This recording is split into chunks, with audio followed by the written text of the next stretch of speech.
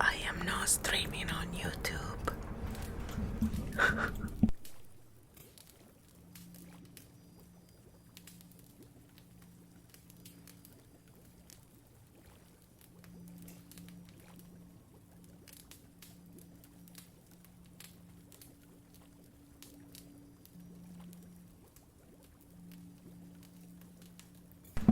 Now, I'm just gonna put the stuff back there later. I'm not gonna stream.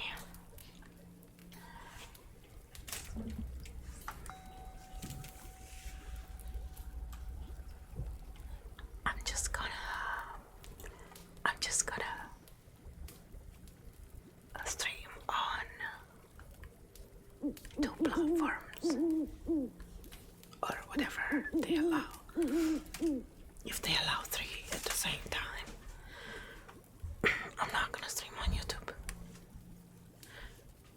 If they wanna hang out, they can come on the others. That's it. Screw them, man. Screw them. No, I'm just gonna put the videos and that's it. The day after or something. I was sitting here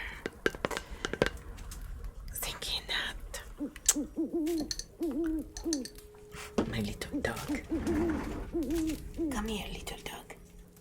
Hey, such a cutie. He got me those sausages. I asked if he could get it. Those Beyond sausages. I used to eat them last year when Minnie was around. Hold on a minute. Oh, that bitch.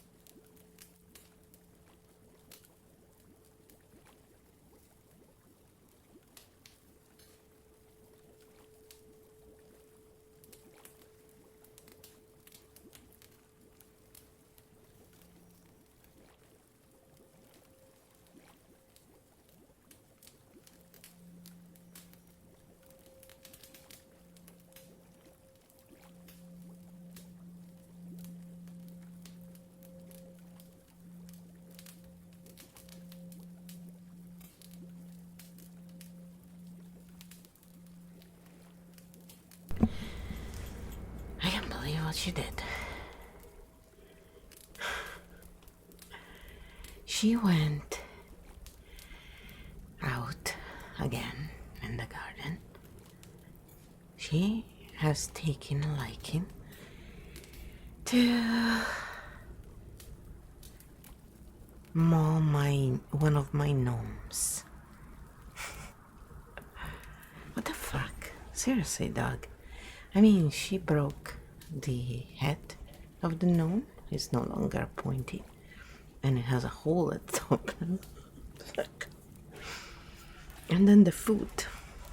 I made a bigger hole. She was chewing on it, and then she destroyed the little plastic part that measures how much rain comes down, because that's what that gnome was for. She is a monster. So I went out, I put it back, and then I got her to come to me. I didn't give her shit, like yelling or anything like that, because then she retaliates even worse. She's a piece of shit like that. So she knows she did something wrong, right? When she comes to you and her tail is wagging and she's all, she's basically feeling guilty she did something. But then she can't resist. It's like a drug addict, yeah. Just her drug is chewing and destroying, man. God damn it. What am I gonna do? Alright, so what jingle are we gonna play? What jingle are we gonna play today?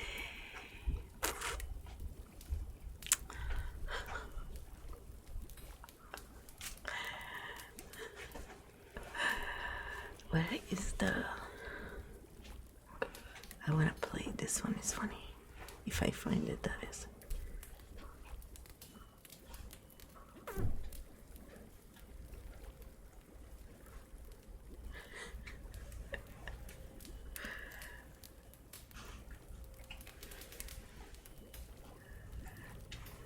I'm looking for it.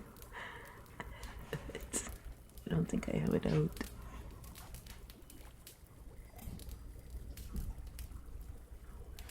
Yeah, I don't think I took that one out.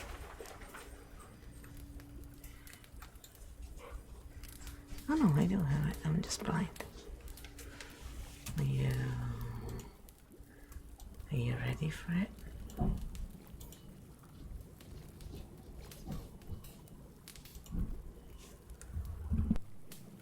I just wanna tell you something. I just want to remind you that losing your voice can happen when you have phlegm.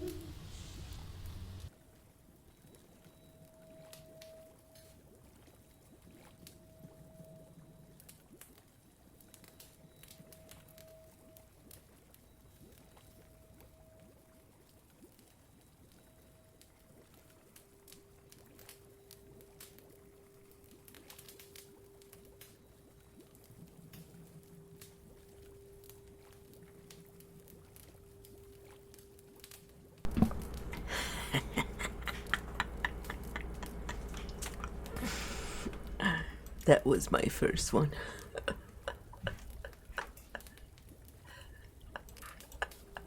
No joke. No joke. That was my first one. I still have that mic I used. It's a USB mic, actually. Well, those. It had its own stand and the filter. It was one of those deals, you know. It worked pretty well. I think I shot the first two courses I did on Udemy or something. The second one, I think.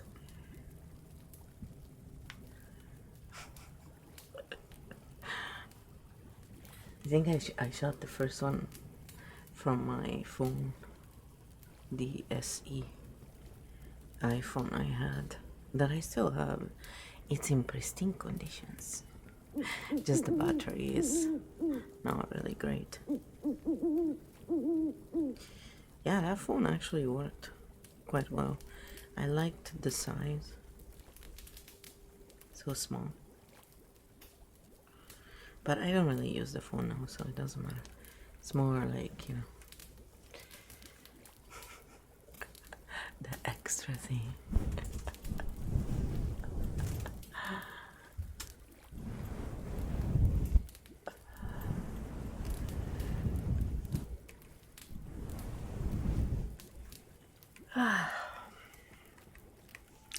Yeah, now, you know, I keep getting more suggestions of musicians than ASMR, which is good. It's pretty much in the ASMR section. I mean, every now and then there's a new one that comes up. It's pretty good. But I just personally am enjoying the musicians way more.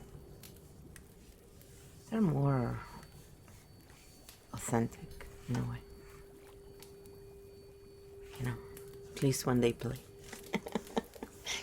They are better entertainers.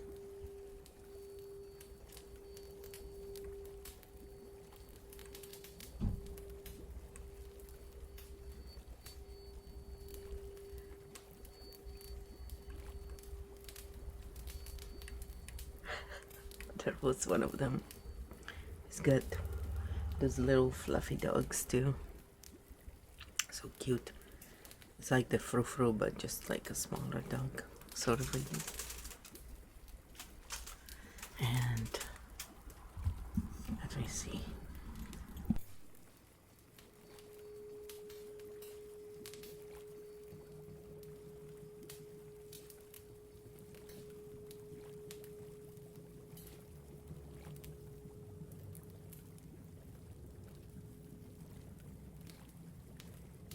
I was checking where the spoonful was.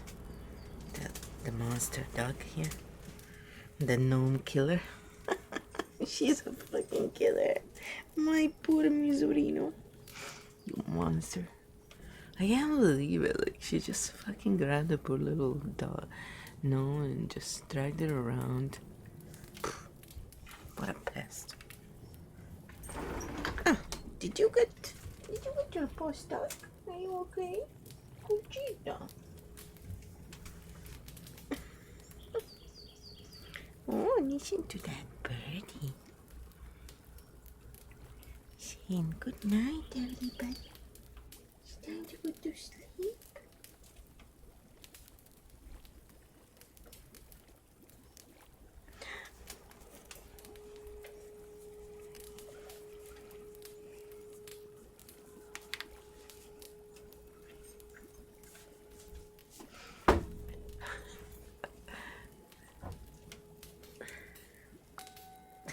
She finally is down sleeping slightly.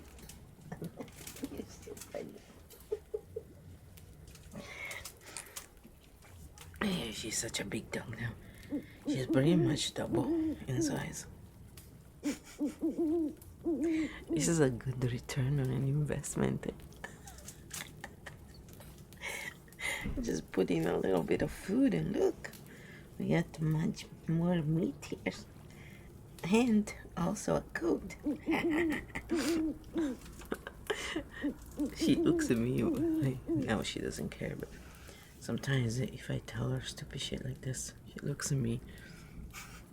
It's like, yeah, whatever. I always think if you take seriously everything I say, she must think I'm a monster.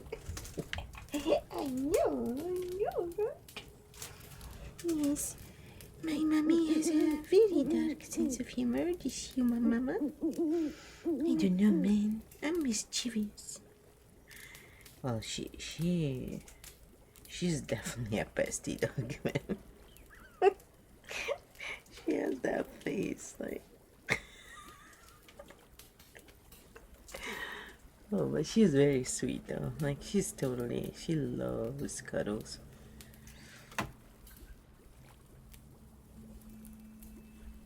She's better and better, like, I have to say.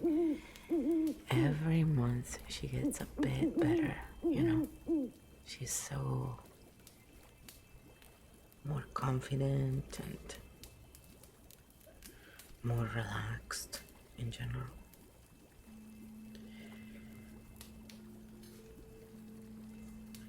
She's a destroyer still, but I mean, still less than before. I hope she continues that way. Spoonful the destroyer.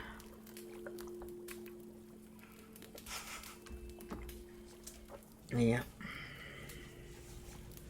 And you know, it's always the ones with the smallest mouth and the smallest paws, and you never think they would be vicious, right?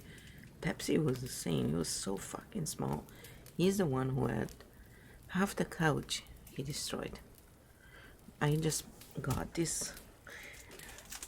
I got a $350 couch that my friend was selling. It was an old couch model, but it was brand new basically. So yeah, she got a good bargain out of it, that's for sure. And anyway, I was so happy because it was a pretty big couch, you know. Finally we had a half decent couch. Then of course my dog get sick, and you know, she had osteosarcoma, so her paw became the size of a freaking small ball. It was like a melon size. Oh, sorry.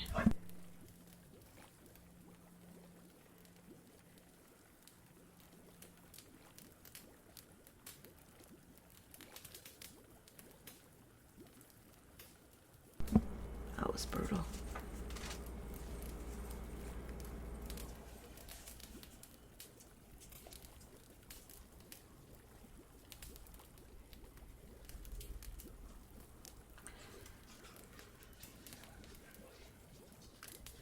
So anyway, we were trying to save her. That it didn't work. And then she lasted like much longer than different vets thought. But basically, you know, a couple of them wanted to cut off the paw, and I researched it, and with that kind of cancer, especially if you cut off the paw and when they're like, she was already old, the main that kind of cancer spreads out basically, and it has already metastasized. So when you cut off the main one, the metastasis goes nuts and they start spreading even faster.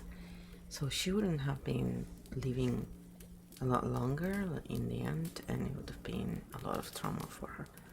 So instead we tried to go in a natural way, but it was too late, and most likely it's also because, you know, homeopathy and all that works, but you need to know what the hell you're doing, and a lot of people don't because they haven't had a chance to practice, because nobody usually has the money to pay for that kind of shit.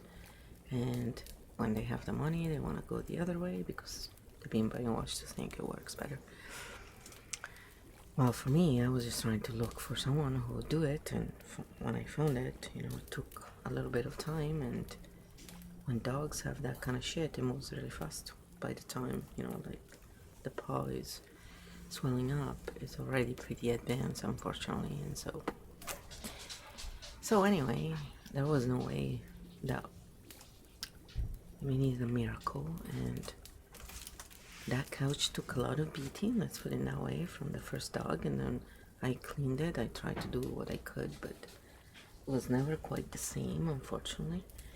And when Pepsi came, I guess, you know, he could smell stuff from before, and he tore through the couch like nobody else. And I swear I did wash it so much, but yeah.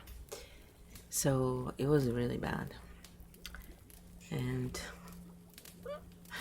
I had to put scotch tape on the freaking thing, and then eventually my roommate took it apart and we put it in the garbage bin. It was such a big couch, it was a production. Oh, it was something else, because otherwise we would have had to pay so much money to throw it in the garbage. It's just ridiculous. But if you break it down in pieces, it's okay. So stupid. So anyway, that was one couch gone. Then we got a second one. That was one of those pull-out ones. They still managed to break it a bit, but it wasn't as bad. But that's in storage, and it's still kind of broken. But now she tore into this guy, the thick leather one. I didn't think she could do that, but obviously she did. Oh, I guess my neighbor is making noise right now. It's just lovely. It's like blue collar ASMR. I super. Yay, blue collar ASMR.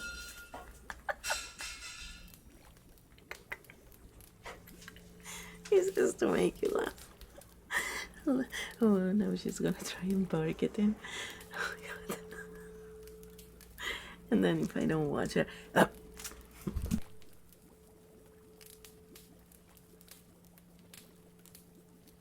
she was trying to go after the gnome again. Man, that dog. I figured what she does. She has targets, right? Like, so she targets something and then she keeps going at it until she moves on to the next one. She's like a serial killer, but a serial destroyer. Frou, what am I gonna do with her? I don't know, Mama. I don't know. You're on your own. I'm outie. Yeah, the Frou hates confrontation. Like, she's always running away from it. It's hilarious. Unless she really has to, then she is totally in your face.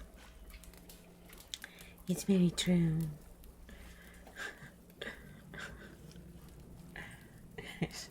These dogs, man, they're just killing me.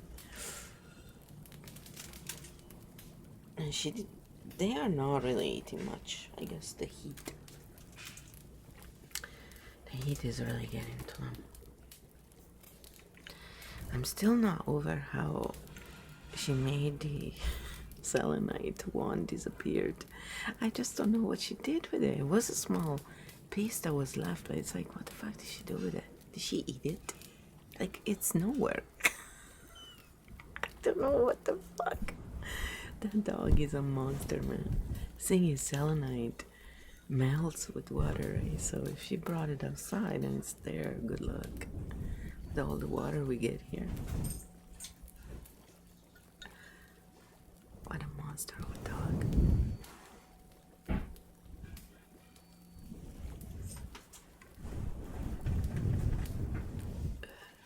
See, it's hopeless right now.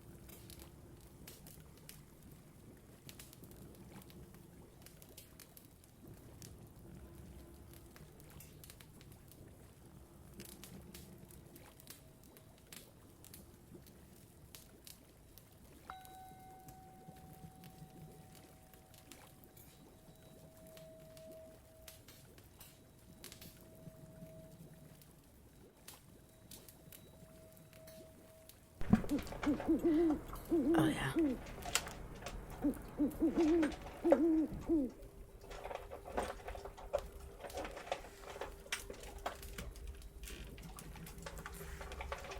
That's good.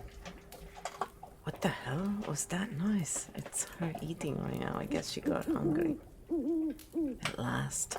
At last, even my puppy got hungry. Are you hungry? What about you, Fru Fru? Look, Fru Fru. You want it? You want it? Come on. I have to put her food on the side because otherwise she goes after. What they do is they just, for some reason, they manage to flip over the whole dish. Every now and then there's a disaster. So I just put it on the side for her. It's comfy. It's just, she doesn't seem so interested. But I hope if the little dog goes after her food, she'll eat it. Competition always works on the Fru Fru. She is truly a Fru Fru dog. She's so funny how she behaves. But yeah, like, I have seen it in action, how basically Twitch puts the musicians in the front page finally. At least they deserve it.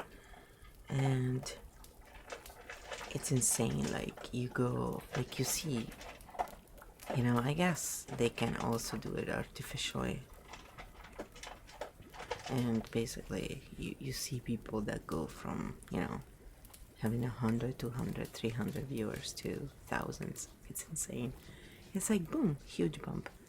Yeah, it's obviously, you know, it's either, if it's true, you know, and it's not pumped out at all, then it's just being in the front page. So much exposure, right?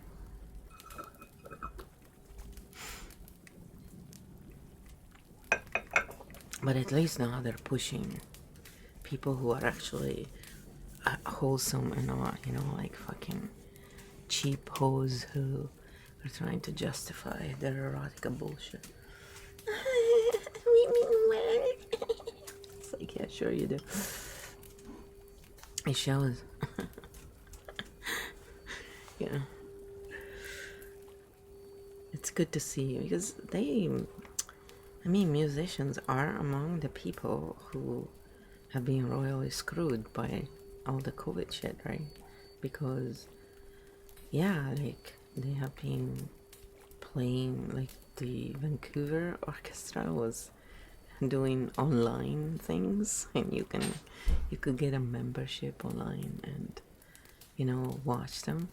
Which, I don't, sure, like, you know, absolutely. If there is a real reason for it, I'm all for it, right?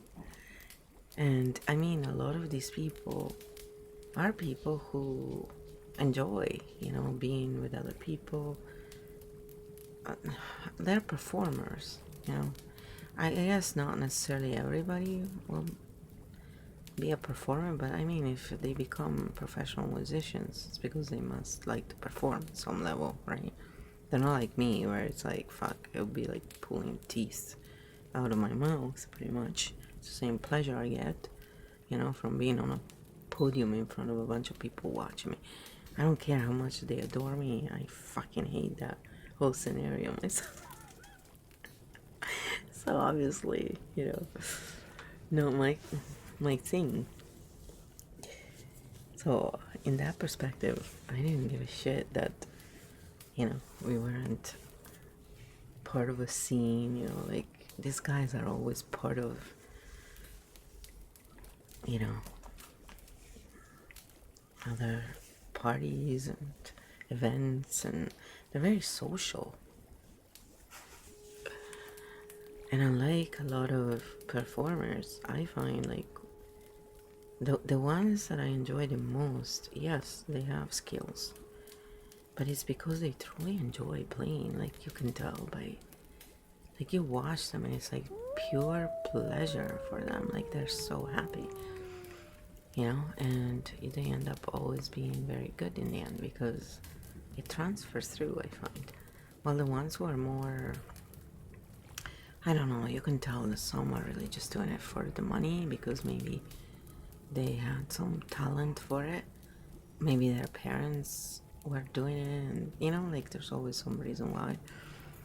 But you can tell that it's not really their passion, right? Because it's not easy. Like we all, I guess, get stuck in shit, right? So if you don't really have a passion for something, you're gonna give up eventually, right?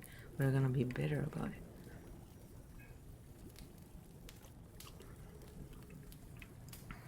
It's gonna, I like the change. At least that change is better, you know?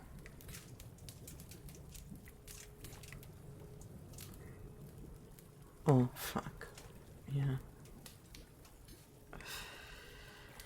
A bunch of losers. Fauci. And of course, now that the damage has been done, the cowards are running, right?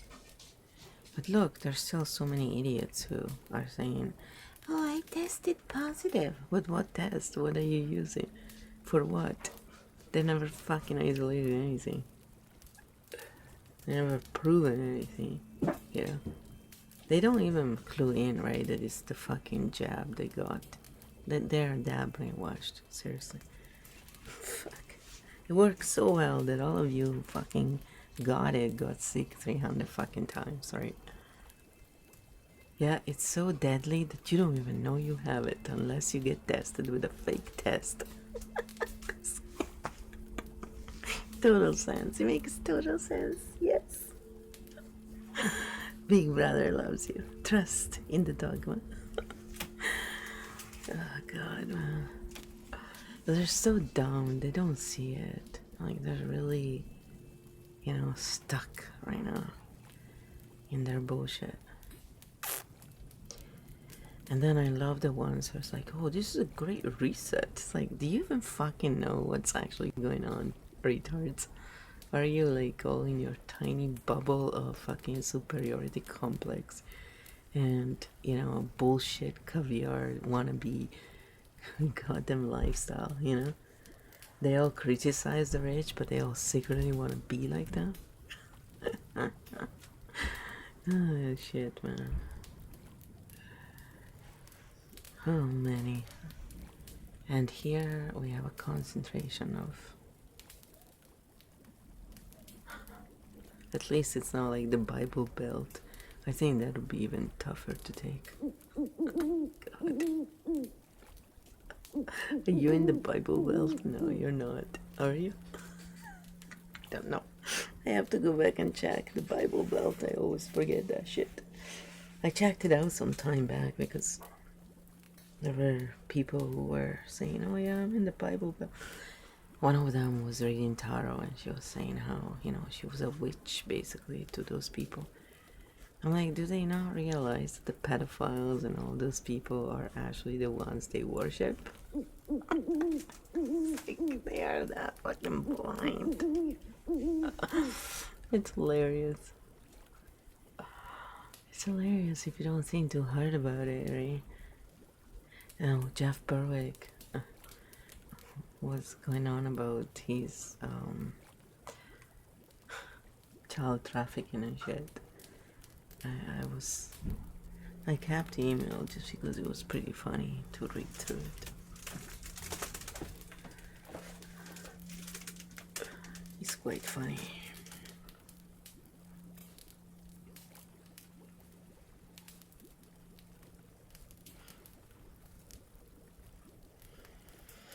This was from yesterday. Defund the FBI, CIA, FDA, CDC, IRS, Federal Reserve, and the entire government. And there's a picture of him, his dog Lucy, and this little kid, and it says human trafficking underneath.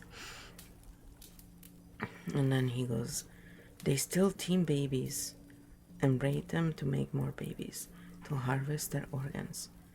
Then they sanitize the whistleblower, sanitize him. Quote unquote. Coincidence? Conspiracy theory? That's what the CIA says, and the FBI, and the New World Government, and, most importantly, the fact checkers.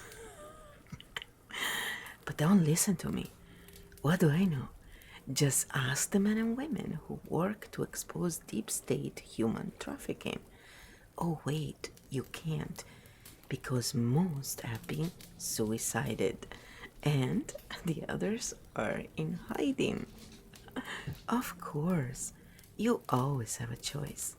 Look into the Men in Black's Make Me Forget One thingy, or make your selection from the smorgasbord of options. So, death by car crash. It's very popular, very true. Well, it just happened to end, right? It was totally an accident, by the way. Death by hanging. Chef's recommendation. Yeah, probably they taste better when they cook them.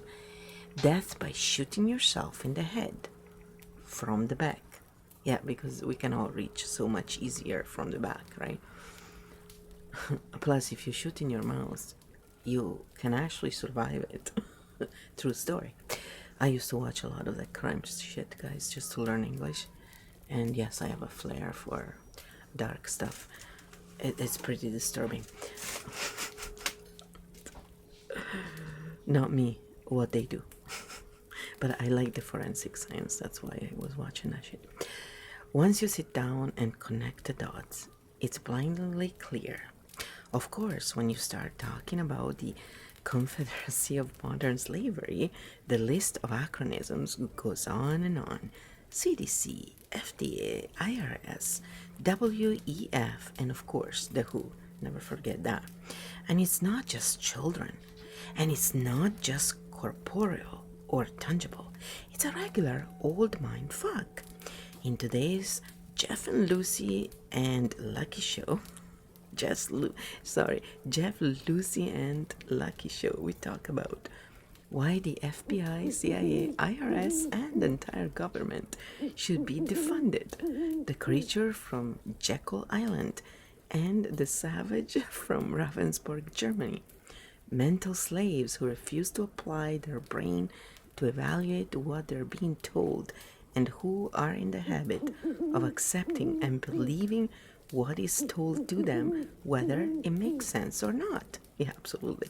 The new extremist enemies of the state, aka people protesting about inflation and the high cost of living. How dare you guys? And anyone else not on board with the New World Order, that's what he says, invasion, expropriation, and domination. A really good one not to miss. So, yeah, it's pretty funny. And then there is this big picture of him, all beefed up. It's fucking hilarious. I cannot stop laughing, honestly. It's really... I mean, his emails are just funny. I don't always read through everything. I usually skim through, but today sounds pretty good.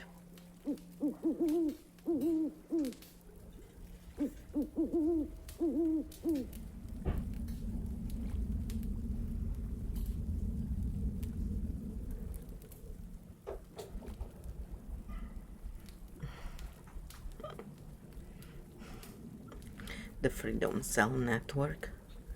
Also, like those may be good to check out if you want to get away. Just to connect with people in your area and stuff. I tried here in Vancouver, but I think the dude that is streaming online, he's pretty big, his channel, and I think he was the one, because I remember that he was saying that his dog Minnie, and his dog Minnie was also old, and that's how I remember him saying he was leaving Vancouver in his van, and he had his dog Minnie. And then there is this streamer that by chance I saw, and it's that dude. I know it's that dude because he was here. Anyway, so he went traveling and he ended up taking the jab because they convinced him, and he was going on about that too, how it's not good and shit. I'm like, yeah, you think, you fucking idiots. And these people are procreating, so let's hope his child was born with one head, not two, if it's born yet, because I'm not sure actually. I think he said his girlfriend is still pregnant. I don't know. Anyway, good lord, right? But he is ex-military, so again, it's these truthers who are drawing obviously a pension and want to come across as truthers. It's like you're drawing a pension from the enemy, basically, from the people who are doing this to everybody. So you're double dipping and you're trying to come across as a truther. Are you donating the money you're fucking getting to people who are poor? No, of course not, right? So they're literally, and his channel is huge on YouTube, so the only channels that really get big on YouTube are the cult channels. They can say what they want, but show me a real truther who is truly a truther who is big on YouTube. I haven't seen one yet. Like, did I send you the picture of The Alchemist? Like, if you look through their videos and stuff, okay, sure, it could just be by chance, but I'll send you the picture. I want to see if you see what I saw. My friend did right away, because I showed her actually, because she was also watching. because I was telling her check it out, and then I was like, what do you see in this picture? Check it out. I mean, it's pretty fucking obvious. So this is what I mean. That's how they, you know, they pay tribute to Satan or Lucifer in that manner, you know. And people miss it because most people are not nerds like me who go back and watch things in slow motion because I thought I saw something. And I don't bother a lot, but I'm saying, you know, when you're really trying to determine if someone is a truther or not, you have to take your time and you have to go deep. You have to dig very deep and allow things to come, you know. So if you go in and you expect one answer or the other, you're gonna get what you expect. If you go in going, no, I just want the truth, and I'm gonna keep digging until I find it, then you get the fucking truth. And he always, so we'll see what happens, but I'm saying, you know, there's always some symbol, some sign that they put there, and they may, you know, deny it and stuff, but it's kind of hard to miss, I think. But I send that to you. I send the picture. Yeah, stay the fuck away from the belt, man, because they sound like a bunch of fucking. Well, okay, let me check. Let's see what they say about this.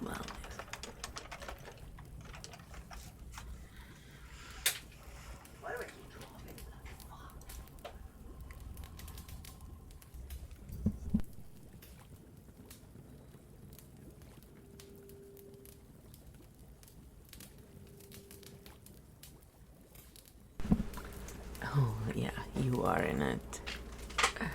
It's well, it's up to middle Florida.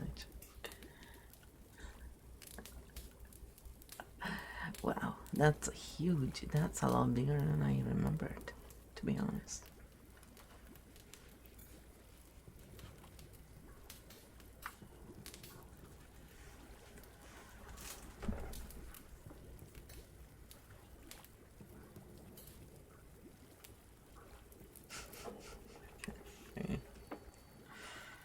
So these are all the states: Alabama, Arkansas, Georgia, Kentucky, Louisiana, Mississippi, Missouri.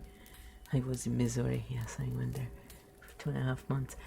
North Carolina, Oklahoma, South Carolina, Tennessee, Virginia, West Virginia, and parts of Florida, Illinois, Iowa, Indiana, Kansas, New Mexico, Ohio, and Texas. That's a lot of fucking states, man. How many are there?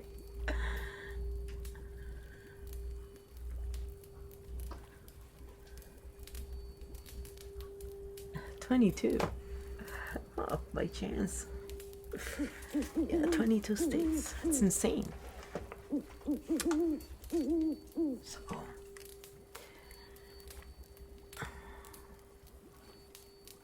apparently games in this term started in 1924.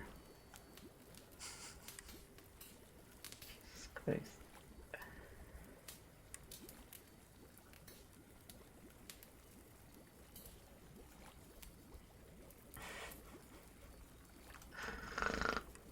I just find it hilarious.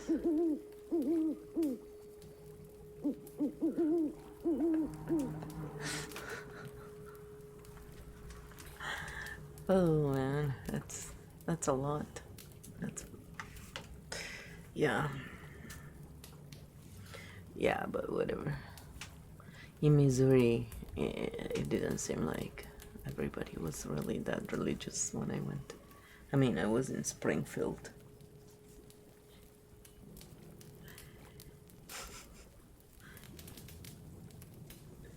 My English teacher, her name was the same as mine. That's funny. Well, it was the shorter version of mine, really. And she was really a nice person. But so they would drop me off at their house, and then she would drive me to school. I got in for free in this school because my parents, I didn't get enough money to do shit. And they just sent me for like 2.5 months so I would learn some kind of English before moving here. Because we were just waiting. I guess they wanted to get rid of me.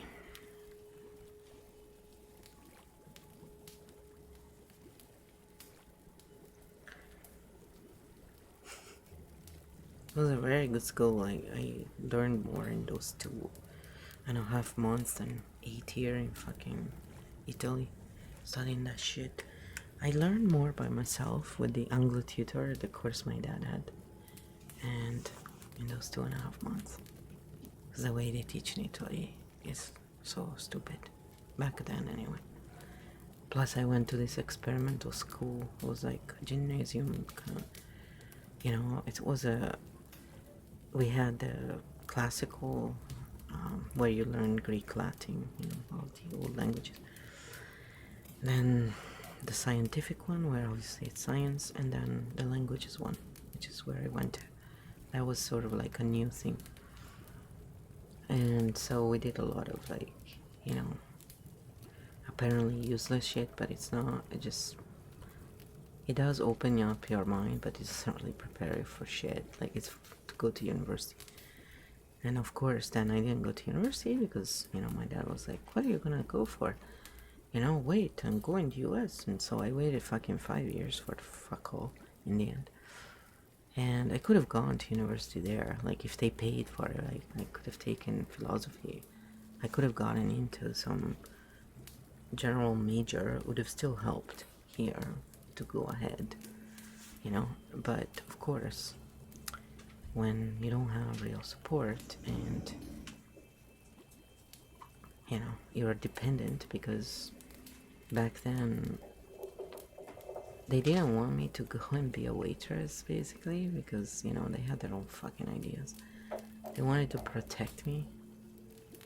They were obsessed that I would go home pregnant, basically. I wasn't even like one of those kids, so it was just their own obsession.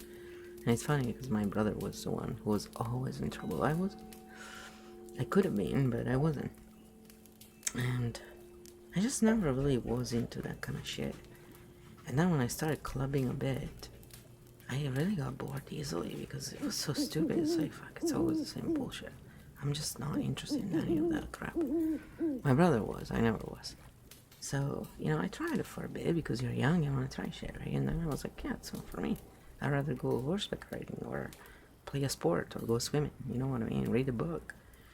Then go out and be, you know, boring. For me, it's boring. So, yeah. They really didn't have to be like that, but they were. I didn't want to be a waitress or anything like that. It's not really my cup of tea. But I mean, ultimately, you know, it would have been better than not. I think going to school would have been a good thing. If I was allowed, right? Then I could have gone to university still. But I would have had, when you have a break for like 5 years, you do get out of that. It's harder to get back in. So when I was 24, I was living the life, and most people here live at 18. And it was, you know, a pain in the ass.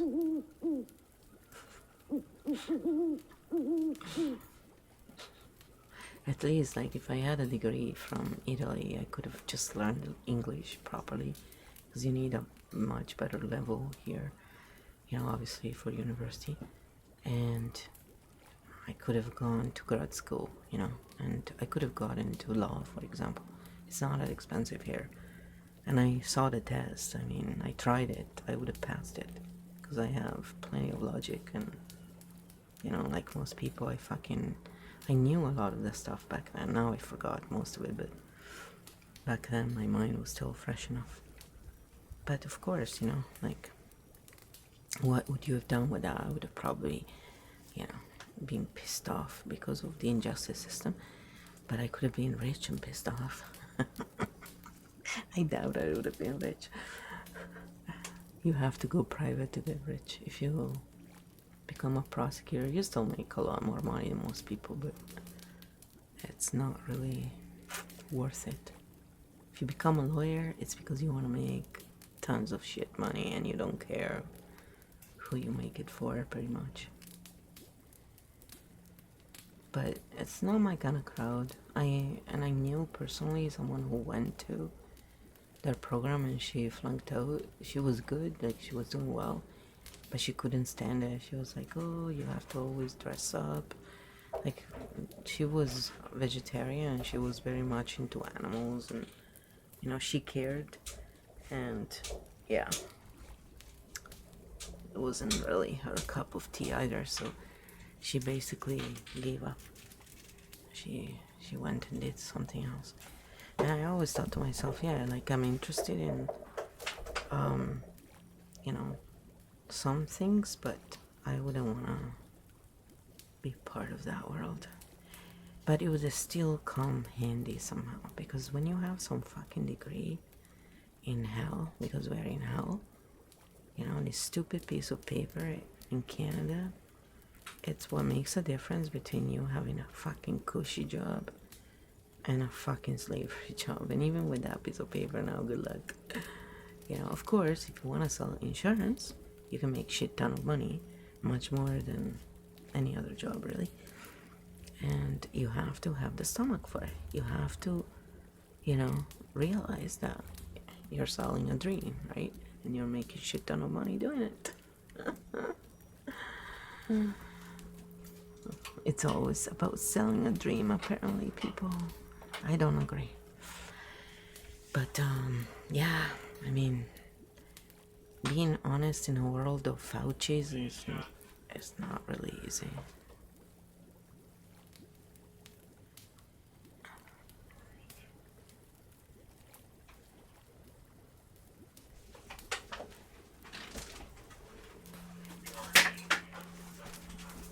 Sorry, I don't know what he's doing. Told you, he always finds a way to disrupt the stream. That's why this one is fine. I don't care. At least I don't have the 3D on. This mic is a monster though. I have it turned down half, and it's picking up an insane amount of sound. I think it's crazy. Really? Totally. I know many people go on about, oh, they're such shit mics and stuff. I don't know. I think for the money you spend, they deliver. And you can run your sound through them, and then you can increase the sound, so it's a lot louder for people who are hard of hearing, and you can mute the mic, so it's really easy to use this mic. I mean, the snow globe they have too, like what is it called, the round one, slightly cheaper. It's also a pretty good mic. It's really easy to install. That's great if you do podcasts and shit. You really don't have to worry about volume and stuff, because that's pretty automatic. But this one, yeah, you have to play a little bit with the volume and stuff, the gain, but it's not really difficult. It's like a piece of cake compared to the mixers and stuff. And you don't need a mixer, you just plug it in and it's done.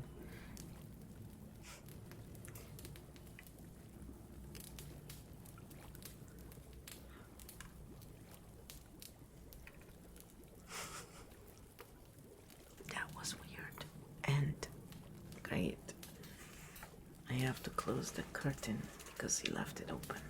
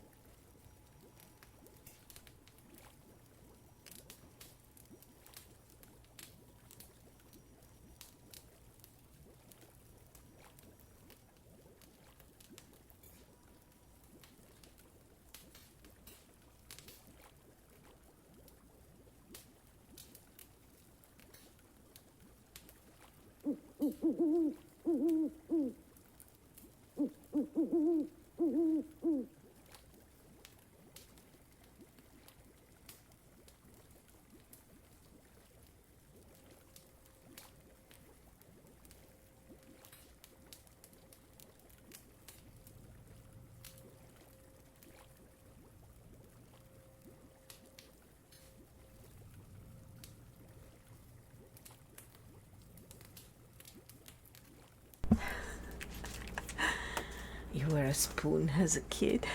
The hell, man. She's not shaped like a spoon or anything. She sleeps. She spoons when she sleeps. That's why, even to this day, she manages to make herself very tiny when she gets scared, you know. Or if the frou-frou is being bossy, she will go in the corner of the bed and she will literally just hide there, basically, you know. But it doesn't happen much. Like, she's better and better every day, pretty much. Because when the frou-frou is a bully, I give her shit and I tell her, no, be nice to her. And I make them, you know, they're very cuddly with each other. The frou-frou protects her. If they're outside and there are other dogs and they try to go after her, the frou-frou protects her. It's so cute to see. She's a protector. She's such a good dog.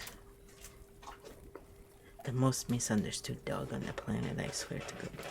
Because people who don't know her, they don't understand, like, her aggression, like her perceived aggression is not real aggression. It's just, you know, she's setting the boundaries, basically. Don't come close to me. But she has the softest mouth, this dog. Like, she never ever beat anyone, hurt anybody. It's all show.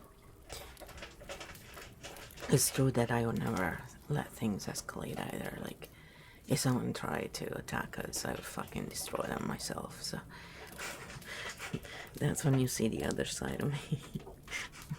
It's like, holy shit, okay? I don't have ever weapons on me, so I don't think in those terms myself. I just try and avoid situations where I could be in that position. But I'm definitely, I'm one of those cold calculators, you know, when shit comes down. I guess it's because I've had training since I was a young kid, right? So I had time to perfect my response.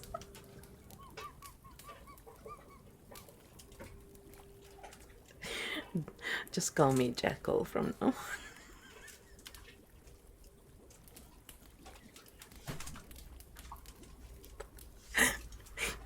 That was one of my favorite movies, The Jackal, the old version. I don't even remember it now.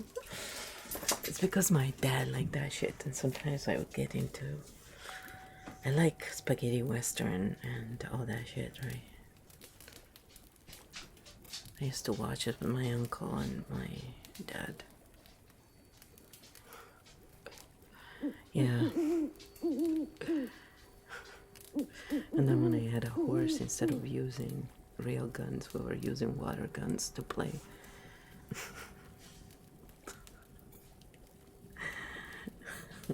We were trying to, you know, replay the movies that we watched. I was riding around without a saddle with a water gun, being idiots on crazy horses. My horse was fine, but there were some horses who were a bit unhinged in that place, and yeah.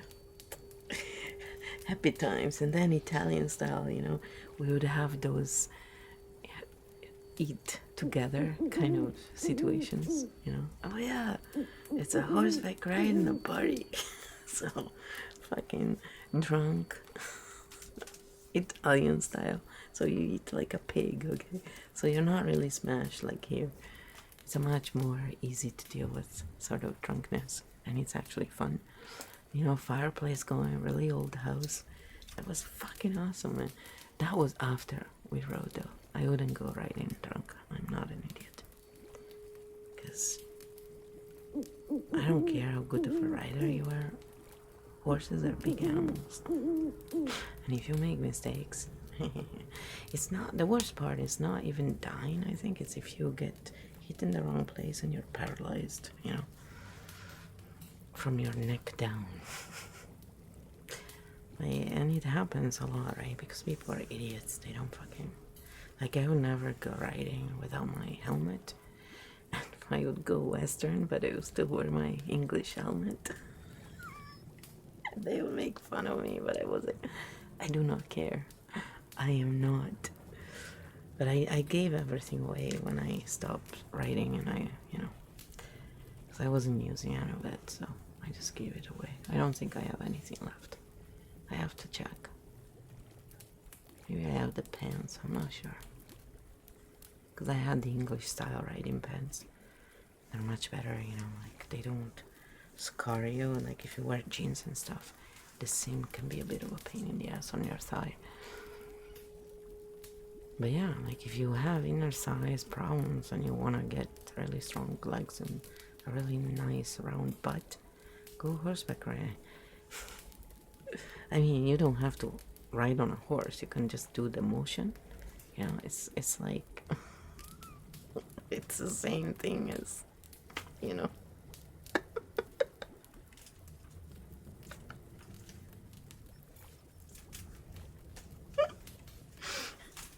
In fact, that was one of the jokes of the fucking. They're all pervy. I don't know what the fuck it is, but a lot of horseback riders in Italy, they're such pervs, man. And up and down, and I couldn't stop laughing. I was like, yours. It was me being dirty. They were trying to be dirty. It's not really hard.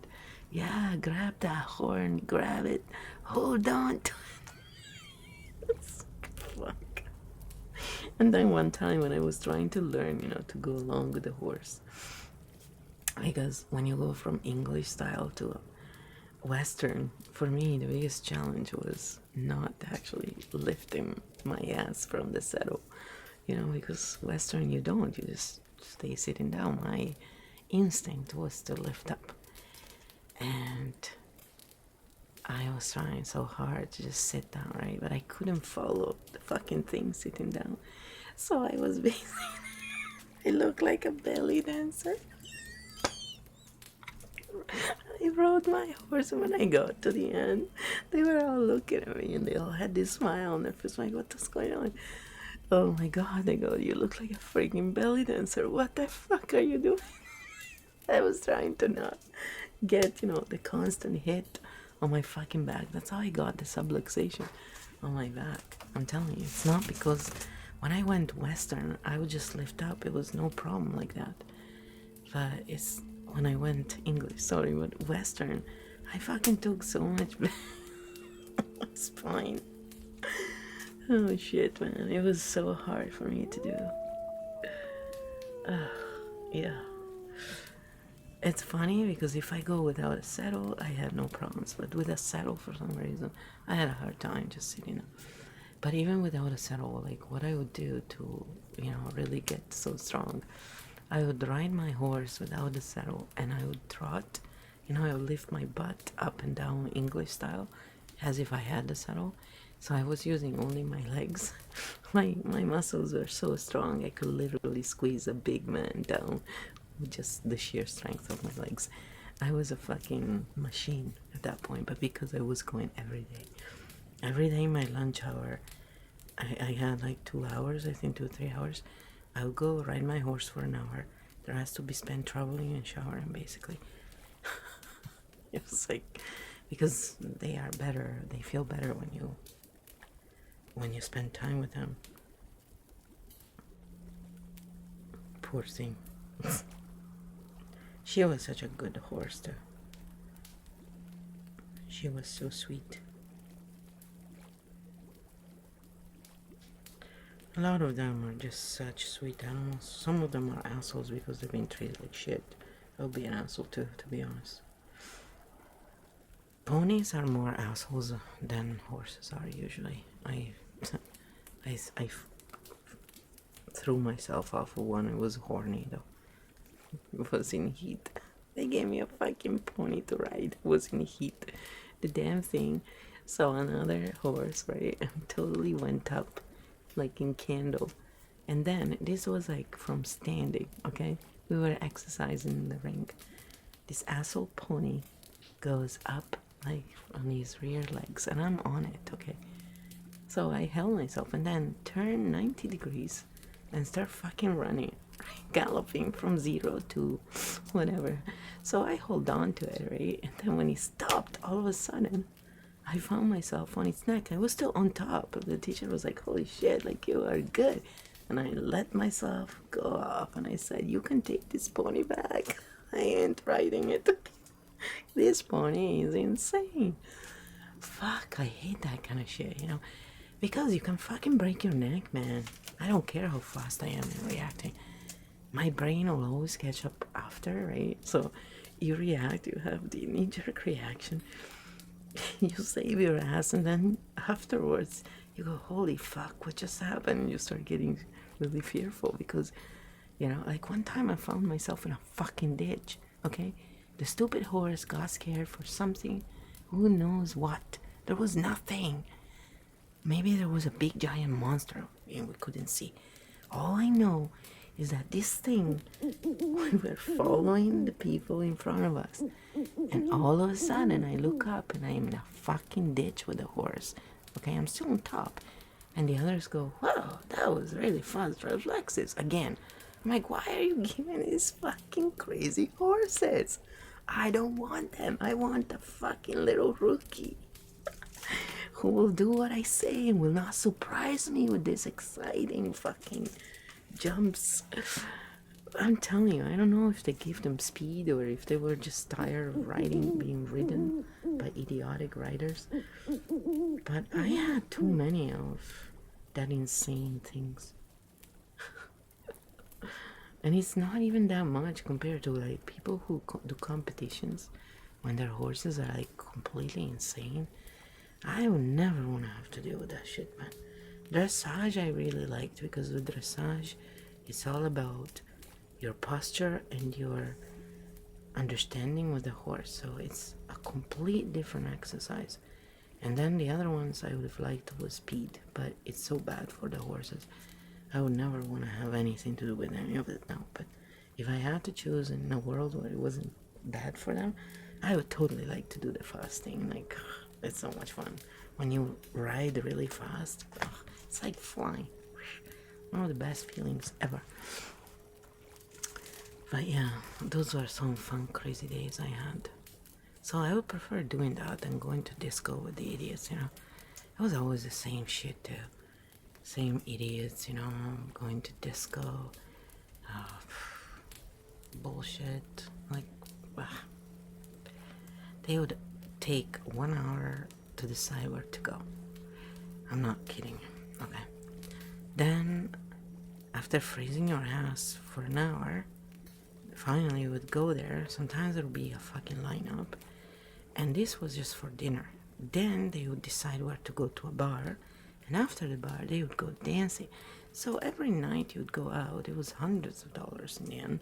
Or you'd have to, like, you know, not get anything. So I wasn't like buying expensive shit, that's for sure. Also because if I'm driving, I'm not drinking, right? So yeah, I was never into that stuff. I like eating outside. I like to try good food, different stuff, right?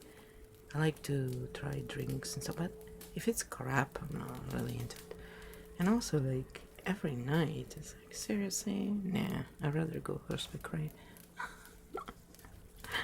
Because there we don't have tennis courts like here. We have free tennis courts. You can do other stuff here too. We have skating rinks even here. There we only have them in the mountains and in Milan, I think. Maybe Rome has them, I don't know. But smaller cities don't. Maybe the rich fucks would, I don't know. Like, everything is so much more expensive there. But now I guess, who knows, right? I still think life is more expensive there. Except, like, the food is not. So, like, booze and food is not. Because you can get, there you could get really good, wholesome food at a much cheaper price than here. And the taste is freaking amazing. But it's like where the truckers go to eat, so they're still fancy places compared to places here. But for the people there, they're, you know, like simple. And so freaking good food too. And you don't have to spend insane money. You know, but a lot of the other stuff is insanely expensive. Like there you pay for the highways, not just certain stretch, you pay for all of them. And just, you know, going anywhere, it's a lot more expensive, I find. Gasoline, I mean, the car insurance, you have to pay, like we had to pay a tax every year for having the radio in our car. They were still paying a tax for the fridge, guys, from Mussolini's era. I'm not shitting you. With our little ice cream shop that we had there, my dad and my mom counted. They had to pay like 200, 300 different taxes just for a tiny ass ice cream shop. And there, if you forget to pay on time, they tax you like beyond insanity. It's just robbery, highway robbery. They had laws that you had to give the receipt to every client, and if they didn't have a receipt to show, then the client and you would get fined. And that's how they would get the clients to always make sure they would get a receipt. It was just pure highway robbery what they do there, you know, and people take it. They're fucking idiots. That's why my dad was like, fuck, I'm outie. He was 53 at the time. And yeah, but then when he realized that the whole world was pretty much like that, that's when, you know, yeah, he kind of gave up at some point. He was like, I want out. I can't blame him, to be honest. Once you realize where you really are, you want out. But, you know, that's where I argue that, I'm sorry people, you're all fooled, because that God they worship doesn't exist. And if all their bullshit, you know, repent and all that crap was true, I can guarantee you one thing: my dad hated the fucking church, hated religion, hated all of that crap. And when he died, basically, and then came back, he said, you know, he repeated what I saw myself, like, and I wasn't speaking when the shit was coming out. I was just witnessing it. And when he came back, he said he saw the same thing. It was so weird. But he saw the light, and he was walking toward it. And they told him, no, you're not done yet. You have to go back and finish, you know, making sure everything is settled. So he turned around and came back. So I really doubt, people, that you have to repent because you were born sinners. That is the devil, and that is the false light. And so many people who think they are in the truth still follow that shit, and they will eventually realize that they fell for the false light. Because, all they're doing is basically punish themselves and feeling guilty for something they shouldn't feel guilty for. Corporal evil. It's like your body is evil. Yeah, that kind of warped mentality. It's really what they were doing back then.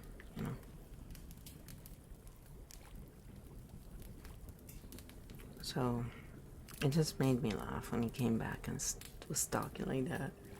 I saw the light. And I was like, are you sure you weren't staring into hell? What color were the flames? I was joking with him out there, right? Come on, you are an heretic. You should be going to hell, right? You didn't repent. You didn't blindly believe in the church God. How dare you? Or Annie, like he was always going on. Yeah, God is blind. You made these assholes, you deal with them. When you hear me say that, that's my father's. He was right. I didn't disagree with him in many ways. I just didn't agree in the fact that he was a pain in the ass to talk about it every morning. Yell at my mother for an hour every morning. Wasn't yelling at her per se, but she was there. And I would wake up eventually and go, no, not again.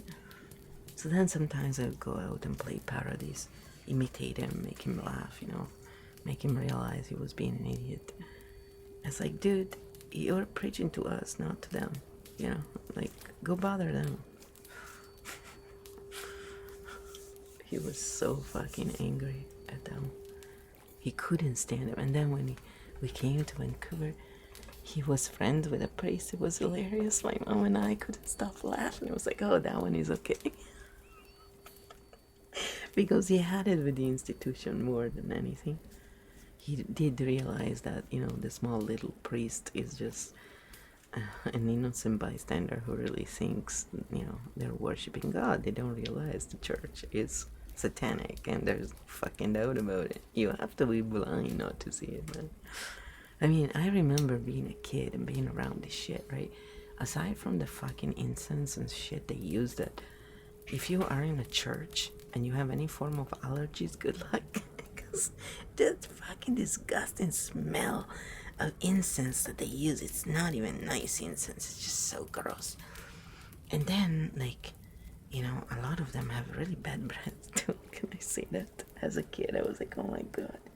For fuck's sakes, what did you eat, And they have the body of Christ, and then they drink the wine, and my dad was like, because he never drank anything, they're all drunk. They're all just drunks.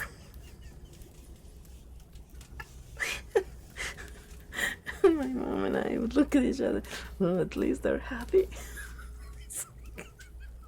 Can we be drunk too? Oh my god. He was just a fucking comedy, man. And then he would go on about Dick Cheney and Reagan. Yeah, he was for Reagan. I'm like, oh yeah, Reagan, such a good dude. I think when he realized, when we moved here, and slowly he started realizing what the truth about how fucked up the whole thing is, he was pretty disappointed. It was like, but I don't think he realized the extent, like, even like with NASA and space, right? He always liked that stuff, and that's why I was so disappointed myself. Because I was like, what the fuck? Something is not right. But I don't think he ever really realized, any of that.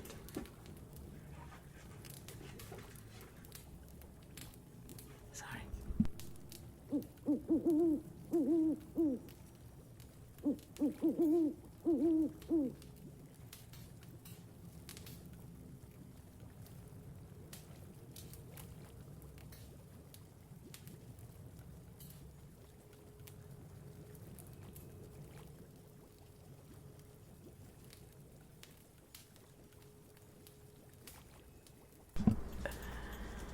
Sorry.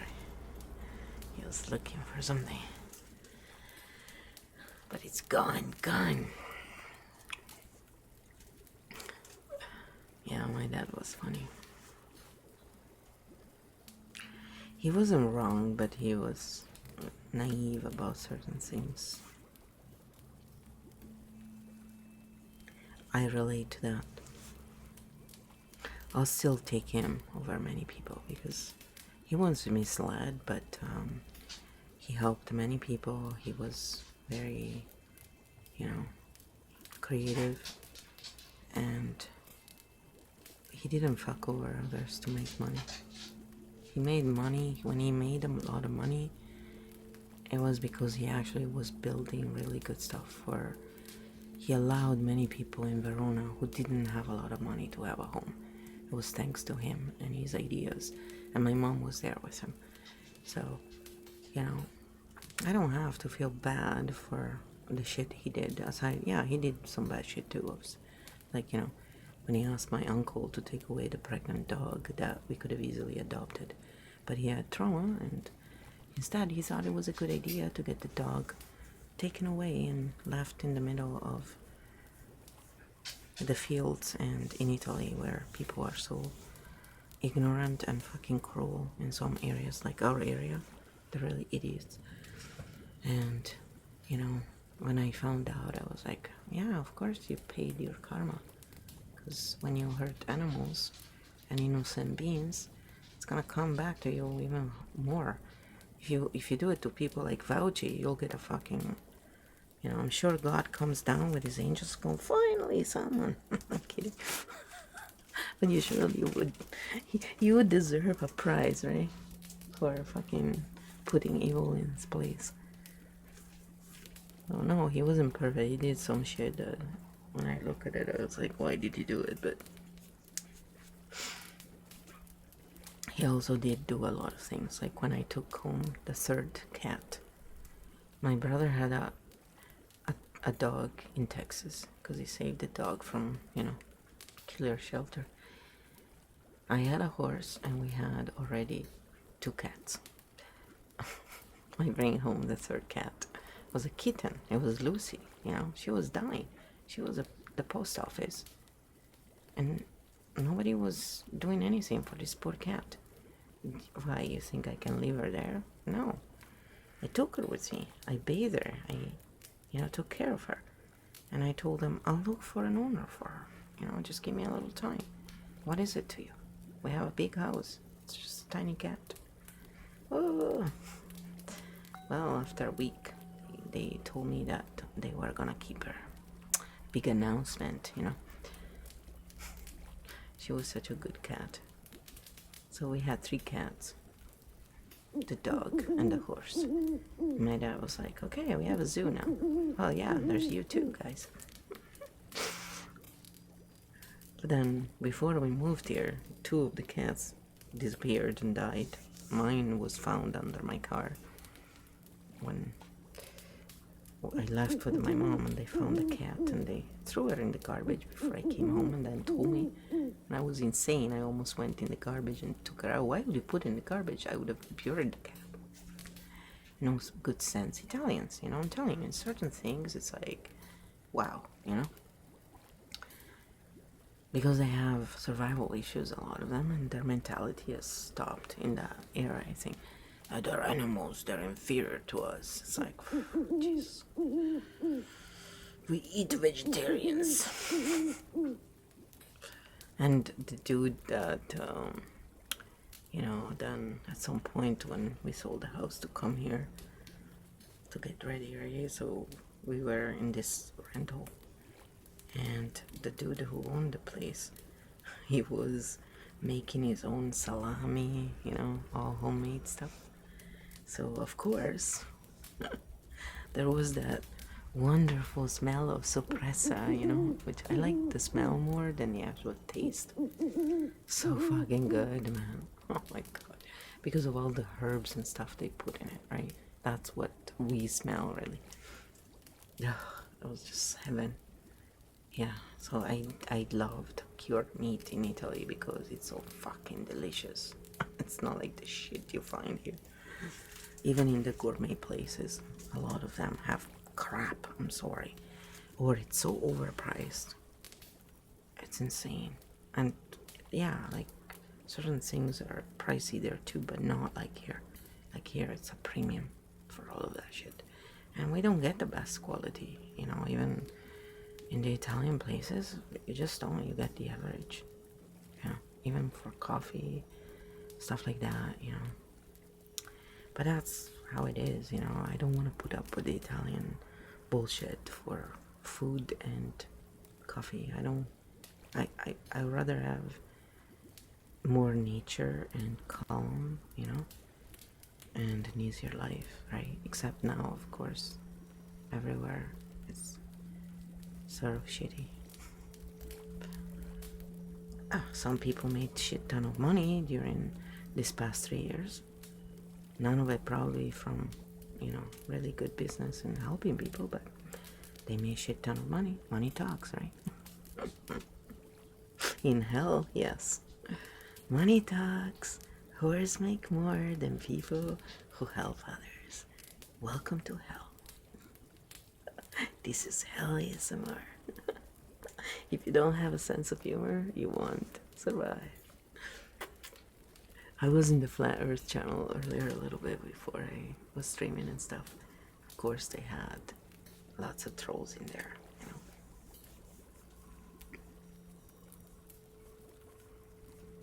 You were a bad dog. You slept a lot. Man, I'm fucking blind, okay?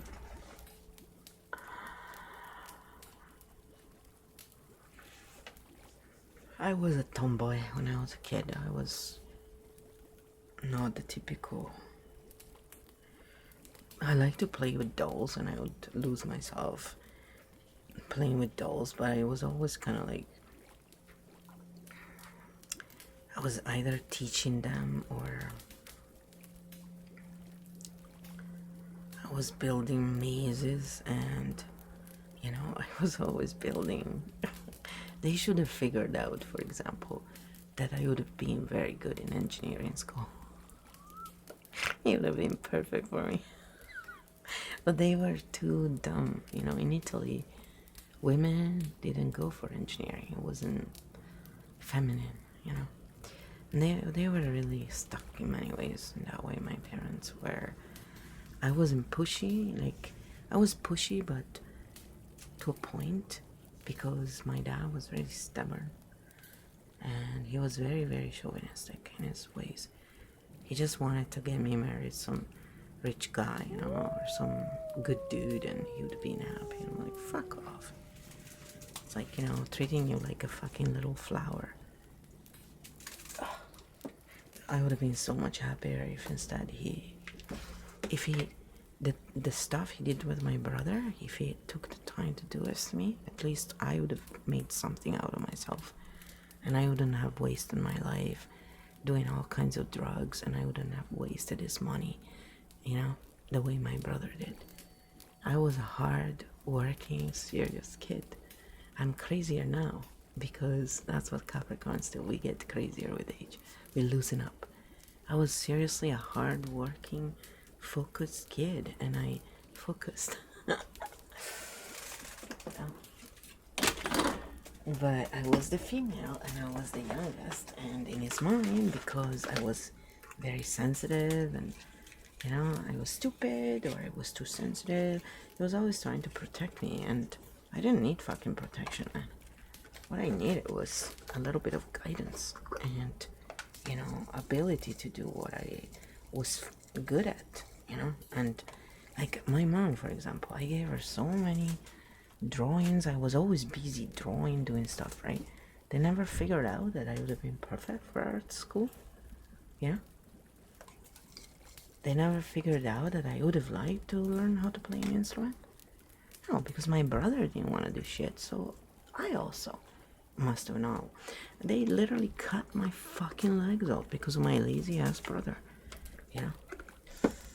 And then they had the gall to tell me that they gave me the same chances like in hell you did. Because if you did, I would have fucking, been somewhere completely different today. And you would too, because unlike him, I always took care of my family. Well, he is very good at taking care of himself. Just like all Geminis I met in my life, pretty much. They're very good at taking care of themselves. Some of them are nicer, but most of them are like me, and me. But they are so intelligent, try to understand.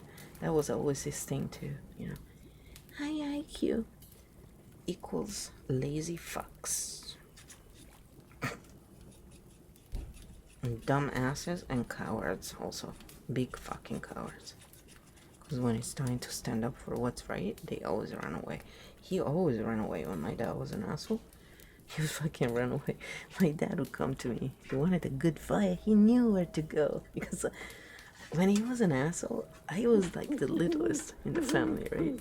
I'd go up to him and say, "You're being a bad dad." I would even give him lectures because he was being a jerk with my brother. And I would tell him, "Well, he's like that because you mistreat him and he's retaliating. He needs your love." He never fucking listened to me until he was old and then, dying. And then he was like, "Oh, you were right. But I never wanted to admit it." I was like, "Why? Because I was your young daughter." He had this word he used for us, mokayone. So I was a mokayona and he was a mokayone, which if you look at the meaning, it's dialect. But if you look at the meaning of it, really, it's like a mokayo, it's your phlegm. But it really means that you're just like a child, who doesn't know shit, basically. That's what it translates to. But it's really like derogatory. It's not a nice thing to say. It's not a bad word, but it's derogatory. And he was an asshole. He was always a fucking asshole like that. He would always... Well, why was he doing that? Because his dad used to do that to him.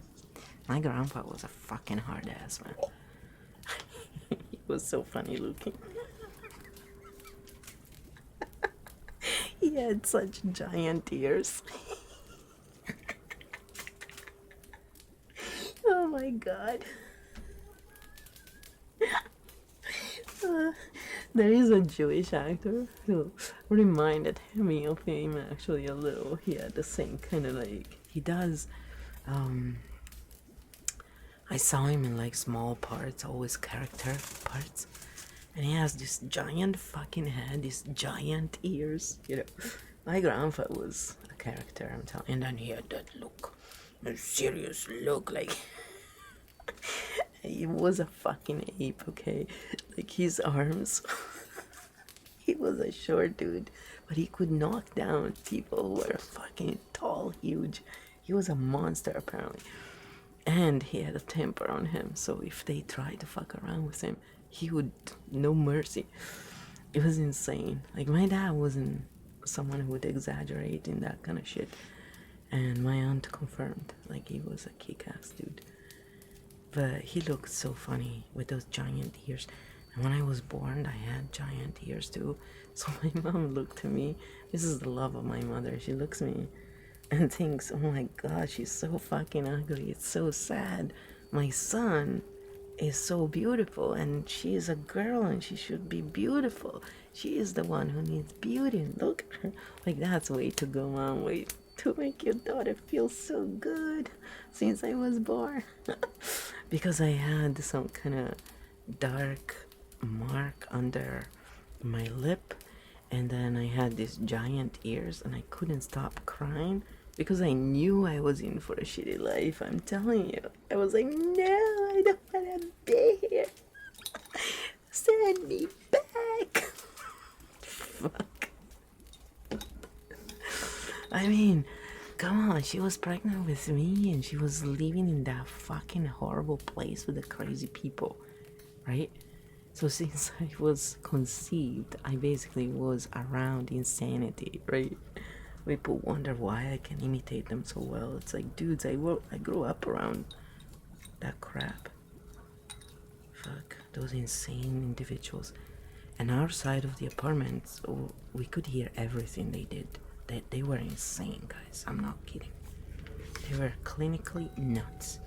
Swearing in Italian all the time, at all kinds of hours. And my mom, I'm like her, she would be very agitated from it. Because you cannot not be agitated. Like when you're around insane people, you know, like remember Psycho? Remember how he was like, his eyes and stuff, how crazy he was?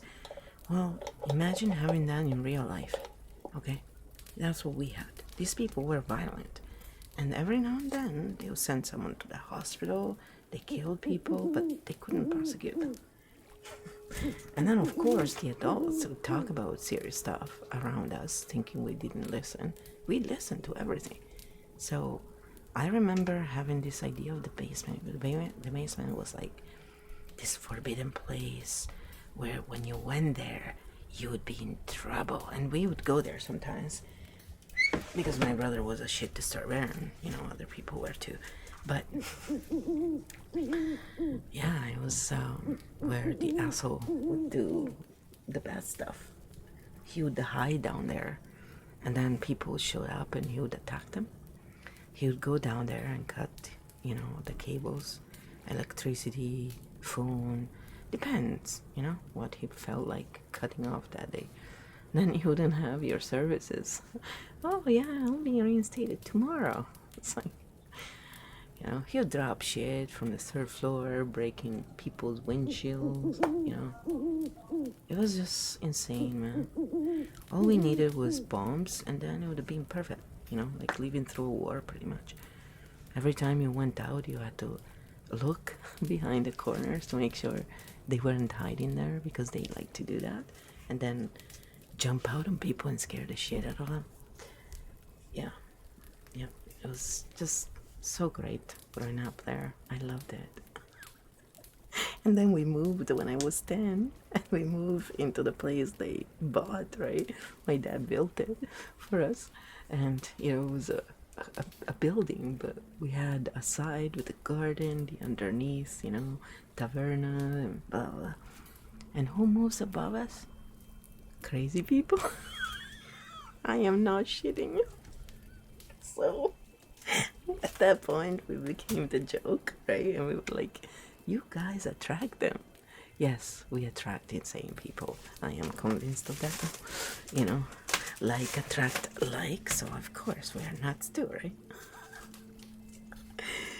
Yeah, it was like this attraction to insanity that but then that woman did sell the apartment eventually.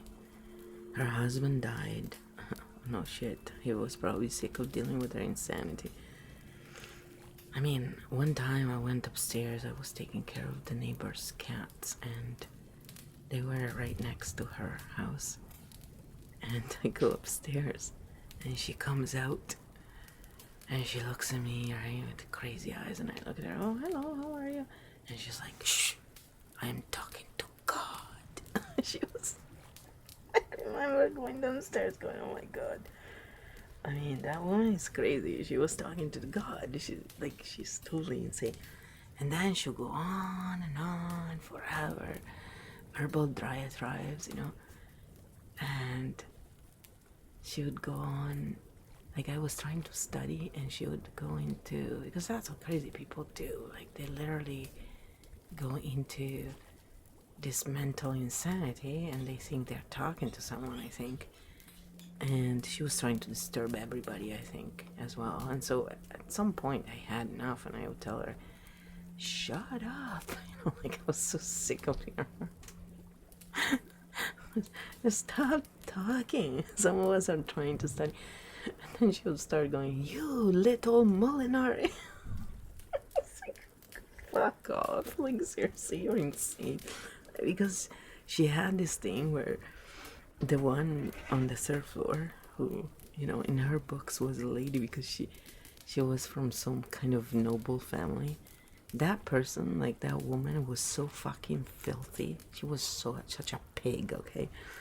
And like, seriously, and she was married to some, you know, management idiot who basically, he was traveling all the time. Idiot, because to marry a woman like that you have to be a fucking idiot.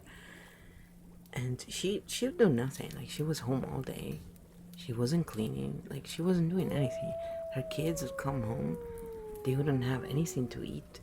You know, like, she was so not a mom, and she had 3 kids. And then that fucking crazy woman was going on how she was a lady, and my mom like, oh yeah, she's such a fucking lady. When they went on holiday and they had a flood, and the lady upstairs next to her who was taking care of her place desperately came down asking my mom for help because, you know, they closed the water, but there was such a big flood. They had to basically dry up all the main floor of our place on the third floor. And of course, you know, like, it's concrete and stuff, so it takes a bit longer to go through, but it still will go through, right? And my mom, when she went to help clean, she said these people like had expensive rugs all over, but they would put all the dirt under the rug, like, literally. They were disgusting. So there are regions in Italy where people are really filthy, and they were from one of those regions, and I swear they fit the, you know, when you have those sayings, they're not a depiction of everyone, but they have a base in truth. Well, yeah. And it was funny because the crazy one was like, yeah, she's a lady. Yeah, she's a lady, right? She never fucking lifted a finger in her life doing actual work, you know. But she was arrogant, full of shit, and she was really not a good-looking woman. So I'm wondering how women like that can beg men because he must have been blind. Serious. Love is blind indeed. I'm telling you, like, she looked like a fucking little man, okay? She was not a good-looking woman in any way, shape, or form. But, I don't know. I think she was the man in the family. Also, she had these very antiquated ideas, you know, on what women could do and not. Like, one of the neighbors, she was single, and she had 2 kids. She was another fucked up individual, that's for sure. I have to say, like, it was quite a collection there. 6 apartments, and bye. I wouldn't have saved one, us included.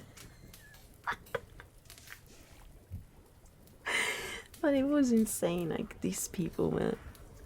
She was going on. So they were friends, these 2 women. They couldn't have been more different. But so one was totally like, you know, the hoary kind of woman who will sleep around, who will do whatever. The other one was the married, you know, noble wannabe. I am almighty and superior to all of you. I went to university and I come from a rich family, so I must be better than you, kind of woman, right? And she was telling her that she was basically criticizing what she was driving because women should not drive big engines.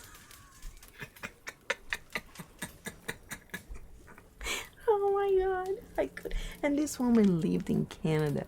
I mean, she was living in Canada, okay? She had been outside of Italy. She should have been open-minded, right? No, she was only open-minded in things that were convenient for her. Like not cooking for her kids, you know, giving them shit to eat. And then wondering why her smallest one had fucking problems with her hair. She didn't have a lot of hair. Yeah, no shit. All she gave them was crap to eat. Processed garbage. And all of the kids, like, had so many issues with their skin and stuff because they were eating crap all the time. And she was a mean bitch, man, that woman. Rich, mean bitch. Pretentious as fuck. Eventually, they did move out and buy a villa somewhere, you know, up in the fucking boonies. Because, of course, you know, they had to, you know, because they did everything for appearances, right? Not my kind of people. So she was driving a smaller engine than her husband because, you know, women are supposed to. And the other one was like, whatever. I like my big engine. Thank you. I work for it and I deserve it. Because she was a hard worker. But she was, you know, one of those people who, she was a salesperson and she always got the man to basically buy from her. Because she was one of those cats, you know. She was a Pisces. My great aunt, she was a Pisces, and she was one of the few Pisces in my life who are actually nice people. I find Pisces can be really evil sometimes. They always say they're so sensitive and stuff, but the ones I met were fucking assholes with me. Most of them were players and two-faced fucking fake people you couldn't really count on, to be honest. So I haven't really been impressed with them. It's also the only sign I don't have in my chart. It's kind of funny. I don't have it with them because my great aunt was amazing. Like, honestly, she was such a great person. And she was so sweet. So she did, you know, fit the profile they usually give you. But it's ironic that the others I met were like, oh, you're assholes, man. And two-faced as fuck. I think only Geminis and some Libras are worse. I'm talking about two-face. My family. We get a Libra, Gemini. At least we didn't get a Pisces too. It would have been a joke.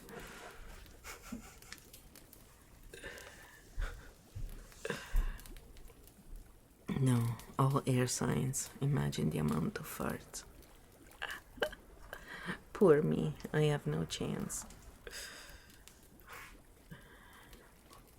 But yeah, funny times. I often, this past 2-3 years, I've often wonder what my dad would have said, you know, to this insanity. And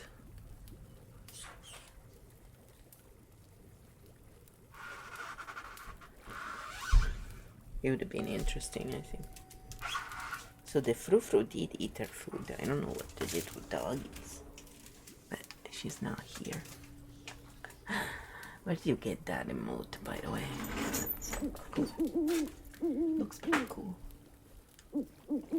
New record.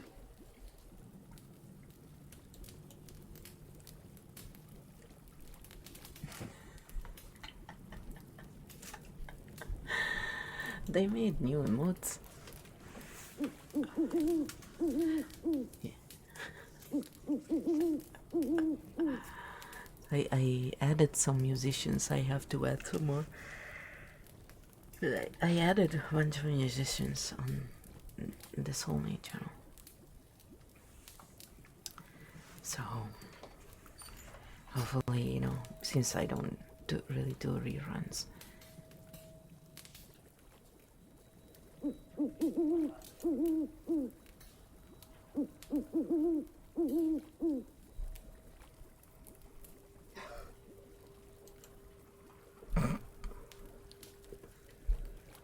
I think they're going out for a walk, so sounds like it. He likes to wait because when you go too early, there's lots of people with their dogs out, and a lot of people in Vancouver have these small yappy dogs and they don't know how to interact with people with bigger dogs. Some of them have a smaller and a bigger one, like we did with Minnie and Pepsi. And then when Pepsi was basically, he lived alone much longer than they told us, but you know, basically I was looking for a puppy. I was looking to foster them to help out. But then when the Frou-Frou came as a foster, Minnie went along with her so well. And Minnie needed a buddy to play with, you know, Minnie was like a calmer version of the Spoonful in some ways. Like Spoon is more damaging when it comes to if she's bored, you know, she'll go grab shit. Minnie did grab stuff too, but she was more of like, oh, I want to be a good dog and I listen. Spoonie has that Scorpio in her, man. She does. You know, she's a fucking rebel. So, but it's okay because I get it. I had it too good with Minnie. Minnie was a saint, I swear to God. And that dog, she really loved me. Holy fuck. She, like, we had that bond, you know? Like with Grappa. There is that bond where, you know, the Frou-Frou is too. Don't get me wrong. But Minnie and Grappa would never leave my side. Like, they would have never left me here alone like these dogs do. Never.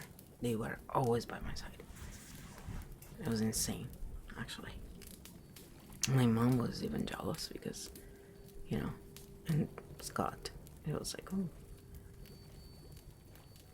I think they just were loyal like me and they appreciated how, you know, I'm not like the usual humans.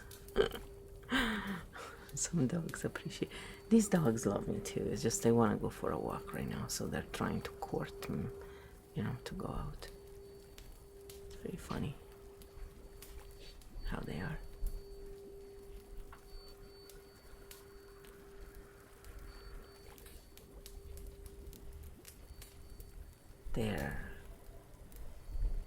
I can hear them pacing back and forth in the back. They're so funny. The fox, and I like the fox. She's so cute. See, Spoon makes me think of a fox, for example. She has that little tiny face, you know, more tapered in the front, and the colors. She has that carrot, you know, reddish, light brownish, and then the white, and she's skinny. She totally makes me like her ears are not like a fox, like the Frou-Frou. If it wasn't for the colors, she has that kind of look. But the rest is, she makes me think of a fox. They both make me think of a fox in their own way. That's the thing. Just the Frou-Frou is the black fox, and my foxy ladies. And then they compete with each other. It's kind of funny to see. Because Minnie and the Frou-Frou were jealous of each other. If I cuddled one, you know, you always have to cuddle the other. But the Frou-Frou literally gives me dirty looks when I cuddle the little puppy. You know, it's like, what about me? But she doesn't do anything. She plays aloof, and then she gives me the cold shoulder for a minute. And then she tries to look cute to make me cuddle her more. It's really adorable to watch. She's so cute. They're funny animals. But now, like, she's cool. She lets her go on her pillow. You know, before she was very jealous of her place. Now they exchange. They lick each other nicely. They're very, you know, yeah, they'll have fights here and there. Like, you know, it's more the Frou-Frou later. I think we'll see with Spoon when she turns a little older and she starts going through her puberty. They usually turn bitchier then. That's when Minnie started rebelling too. Like, she was around a year and a half when she finally put Pepsi in his place one time. Like, she fucking put him on his back and went at his neck. Didn't do anything, but, you know, was showing him, stop fucking with me. But she was really angry. Like, he had pushed her and pushed her. Minnie didn't do that very often. The frou-frou came in. She took about 2 seconds to put Pepsi in his place. It was hilarious to watch. He was picking on Minnie. And the frou-frou came in there and went for him. Put him down in his place and basically told him, you fucking do that again. And he never did. He was always careful around the frou-frou. It was pretty funny to watch. Minnie was a saint. Like, she was so patient. Because she could have easily put them all in their place. Like, she was so strong. But she just was a very kind, emotionally mature. Like, she was like Sally. She made me think of Sally. My brother's dog was like that. Some animals, like, you can tell they're like old souls or something. They're not like the others. They don't have their... Like, the frou-frou has their pettiness, you know? Like, it's like the spoonful, right? Like, they both have that side where they retaliate. I guess it's a Scorpio thing. Not every Scorpio has it, but I don't know. I think pretty much every Scorpio has that. That's why I have it too. Because Scorpio rules my chart. So if you keep fucking around with me, eventually I will fucking pay you back. You know, just to make you stop. But it takes me a long time to get there. You have to be an asshole, basically, repeatedly. And then when I try and have a conversation, you have to keep being an asshole. Then I get to the point where it's like, okay, no, I've had it. Now you're gonna get it. And that's it.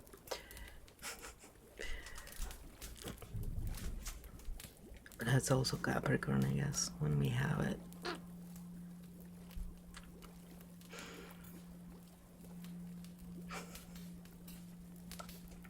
Look who's here. Look who strolled in. Are you doing better tonight?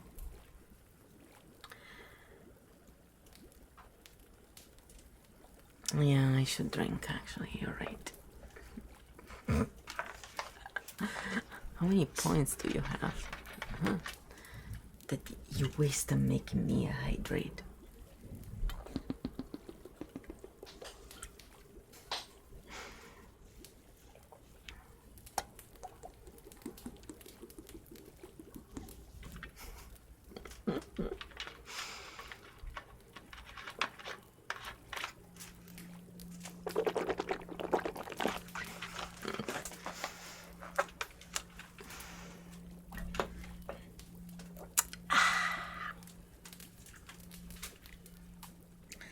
That felt good. Should I make some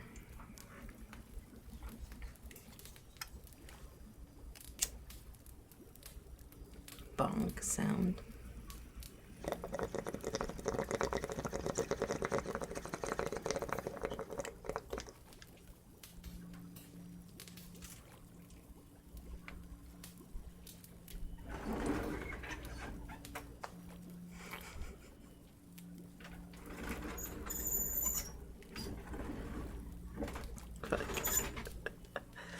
Doing that, I moved my mouse. My mouse started dancing.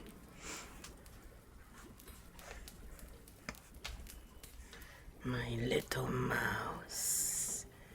My little mouse.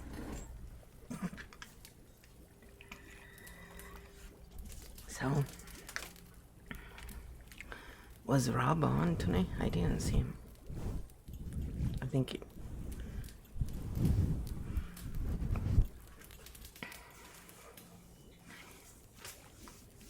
he should make friends on Twitch with the other musicians, Rob. That's how his channel will grow faster, if he does that.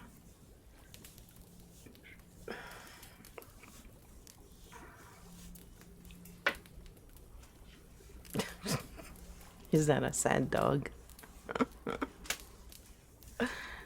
Oh, because he's good. Like, they all have very different styles too, right? Like, there's lots of guys who play the guitar and whatever, but they all do different things. It's a poro, is a kind of... it's a kind of dog.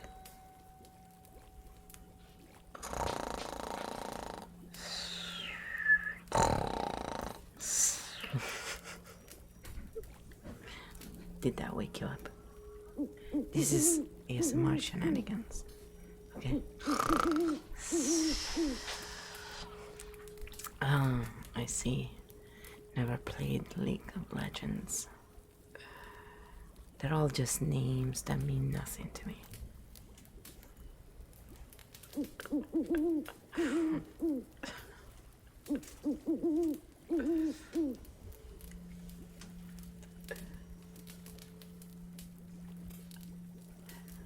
I had a console once, an Xbox, and my ex took it anyway. I left it, I didn't want it. And I never really... I like video games, but I'd rather play an instrument or read a book. Like, having limited time. I like WoW, but in the same time, it's like... But I guess if it's like Fortnite, you don't pay anything. I mean... But then it's like, it's not really my cup of tea. I don't really like to play all those shooter games and stuff. It's just predictive programming anyway. It's just another way to brainwash people. Distract them from what's going on. I was watching some dude who was streaming 4 famous dudes that I don't know what is their main platform they stream on, but anyway, they do different things. But one of them was using an avatar. Okay, so it was using a fucking cartoon instead of showing his real face or anything. And I'm watching this and I'm going, you know, I like to play with that shit too sometimes. Like, I will use just, you know, it's fun, yes. But when you do it all the time and you just do that, to me it's like, people want to connect with people. I don't know you people, but I've had enough with AI and cartoons and bullshit. It's like, you know, and they're talking about how successful they are and how other people are obviously envious of their success. It's like, well, considering that we're in hell, and in order to be successful, all you really have to do is sell your soul to the devil.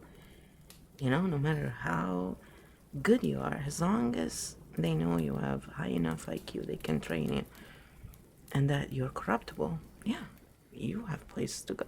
We know that. So it's like, come on. Are there still people out there who believe in the story that these people actually have more talent than others?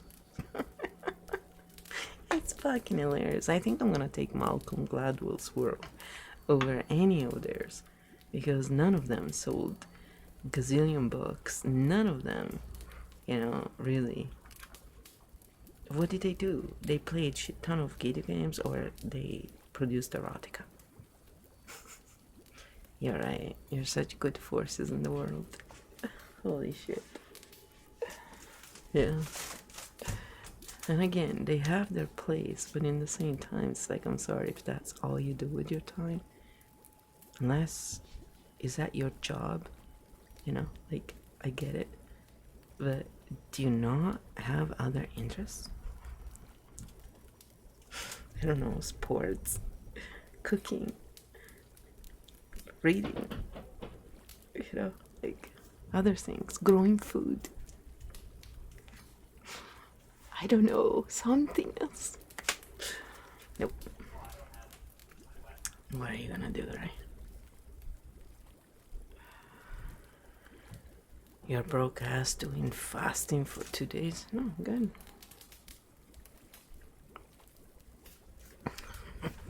Can you sell yourself? He never pays you enough. Devil, you know. Once you lose your soul, it's gone, man. It's very hard to get it back. A few chums of FIFA money is not worth it. Or Bitcoin, especially now.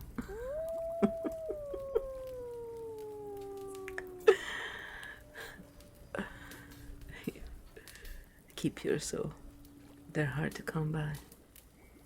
I heard.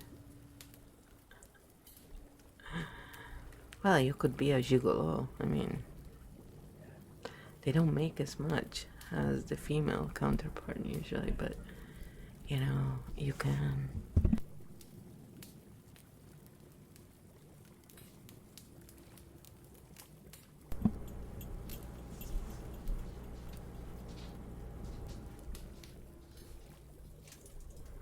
So I don't know. Sorry, I have to yell at him to stop making noise. It's like, fuck. I don't care if they talk, just talk with a relaxing voice. I don't care what you talk about, as I can joke about anything pretty much. Italian style.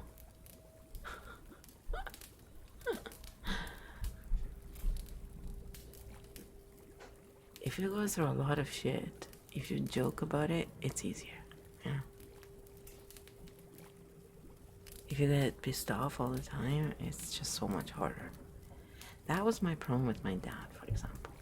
Because my mom and I, we would joke more about shit. We are more like, in that way, like the Gemini in my moon makes me kind of a joker. And also Capricorn is a bit like that, but we can get very gloomy when we're around gloomy people. But usually I tend to be pretty happy. So I crack jokes about everything, because if something is really difficult and I start joking about it, it's easier, you know? It beats getting angry, right? Or being worried. But my dad was harder. Like, when he was really pissed, sometimes it would work. I would have to insist a bit, but if I started joking and stuff, a lot of times he would get more pissed off. So if I wanted to piss him off real good, I knew how to do it. Then eventually he caught on, right? And he realized that it was funny, and so he would just crack jokes and ease up a bit. But throughout his whole life, you know, he was always pretty, you know, doom and gloom. And then my mom would kick me under the table. Me and my brother, shh, don't piss him off more. I was like, the fuck is this, tyranny? You know how well I do under tyranny, right? Let's rip it apart now. So it was always like, my brother would run away, and then he wasn't there for a lot of times because he was away. And so it was me, my mom, and him. Oh my god. Oh shit. So yeah, slowly but surely I broke him. He was a stubborn man. I mean, when I shaved my head, I kept it for 2 years because it was so comfortable. Come on. And there's nothing like running your head through your hair when it's so short. It feels so good. Oh my god. It was so relaxing. But he hated it, of course, chauvinistic and all, right? Women have to have long hair. Bullshit. But after 2 years, I broke down and I let it grow again because I was so tired of hearing him bitch every day for 2 years. But I kept it up for a long time. He couldn't believe it. Then I did it again the year before he died. Like, shave my head again.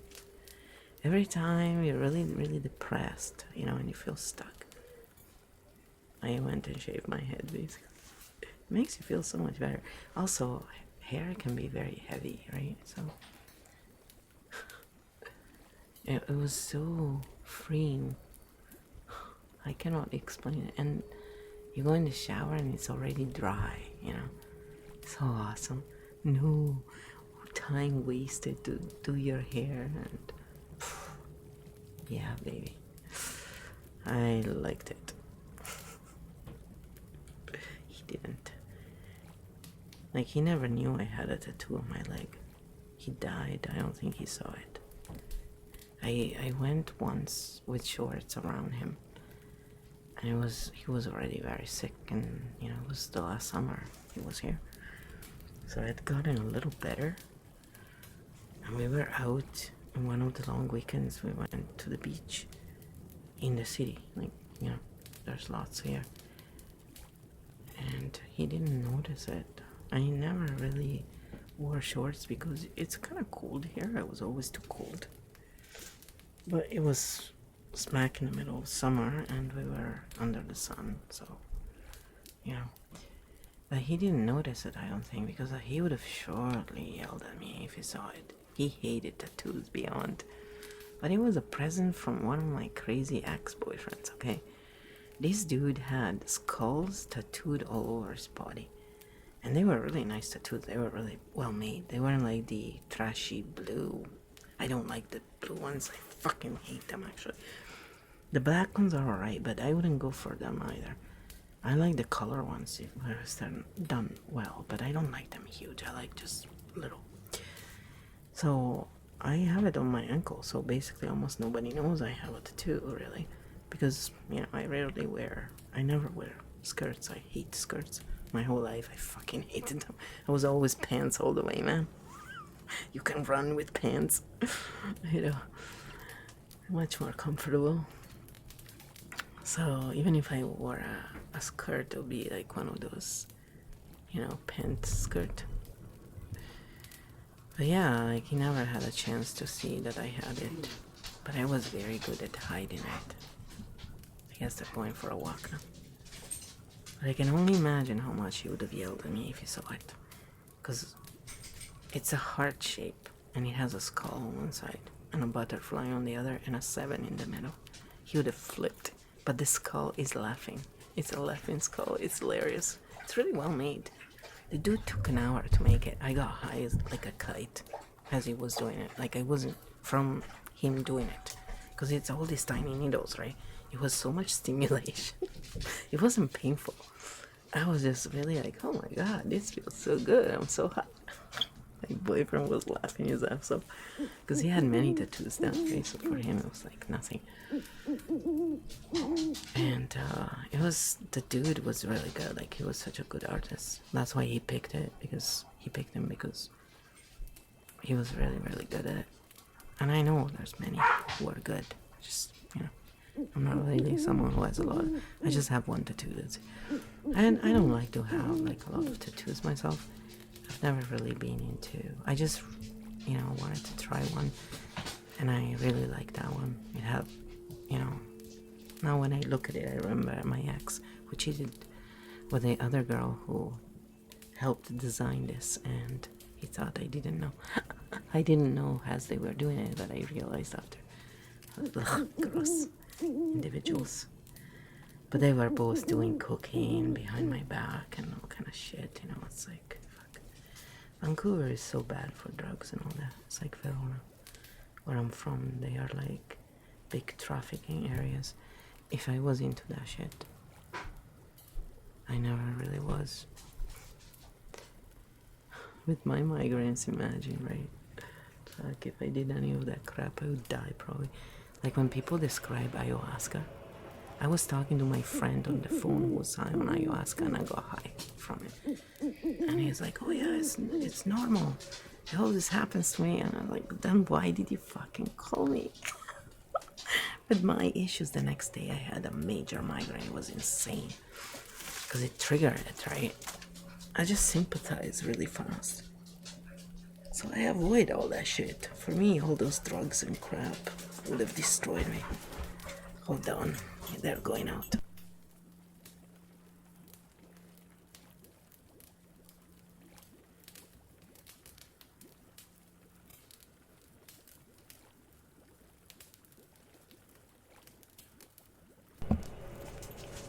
They take forever to go out.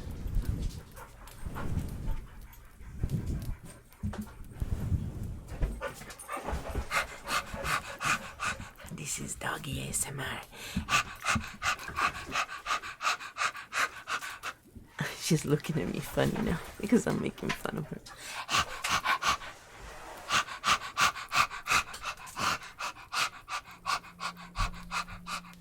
Shit. It's like this agitation, you know, like they're so excited. They have a huge yard at their disposal, tons of shit to do, you know, yet. Even the frou-frou, like, she gets all excited. She was always so lazy before.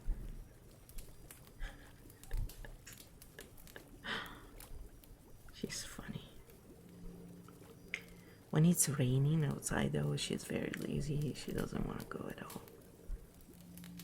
But when it's nice,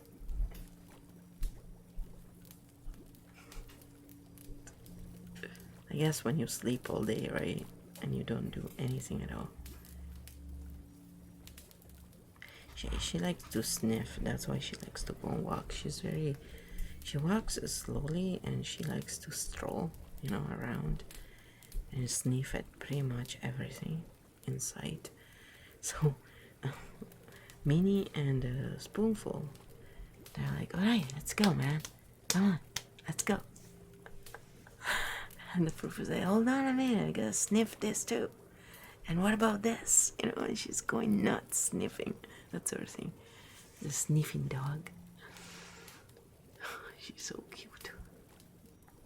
But it's relaxing. Like, I like to go out with her because she takes her time, and like, you have time to enjoy, the nature and the lights in the evening and stuff like that. It's only when you meet a coyote or a skunk that is a bit of a pain in the ass because you have to drag it. Let's go, man, let's go.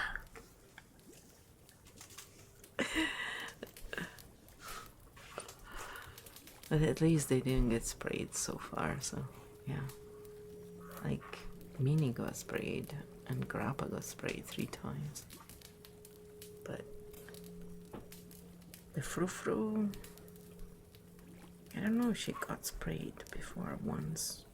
I don't think so, though. I think the frou-frou, we avoided it. Yeah, Minnie is because, and Grandpa is because they were going after them before we could stop them. One time for Minnie and Sally, they were in the yard.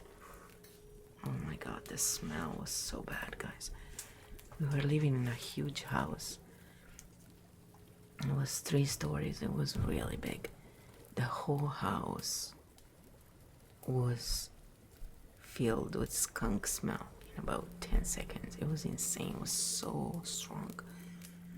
I tried with tomato sauce, with orange juice. Nothing worked. It was horrible. And Grandpa was, this Akita German Shepherd protective dog. She looked like a puppy. She came to me. Oh, I'm in pain. It's like, yeah, you fucking idiot. I tried to catch a skunk, and she did it 3 times in her life. She didn't learn her lesson. Yeah. Could have been worse, right? More than 3, but still. They're cute. Just, holy shit, they smell. And that shit is just literally like, if it goes in your eyes and stuff, it hurts. I think it's probably like pepper spray or something. The feeling, just very stinky. The frou-frou. She's a princess.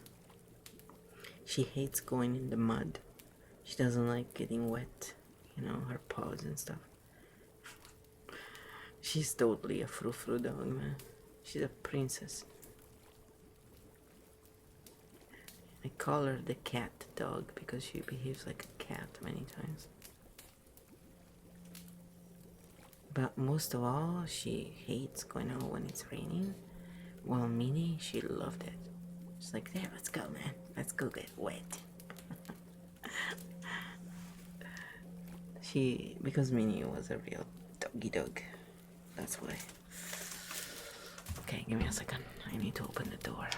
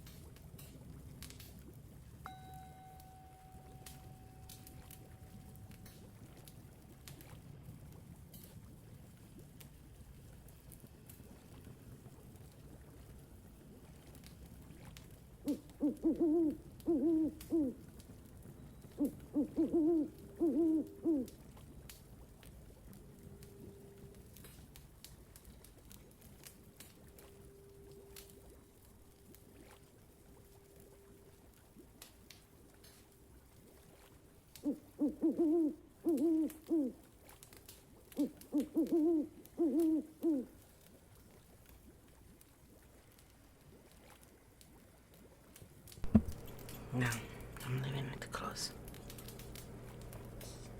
Chilly. And I need to get a jacket. I want to go out.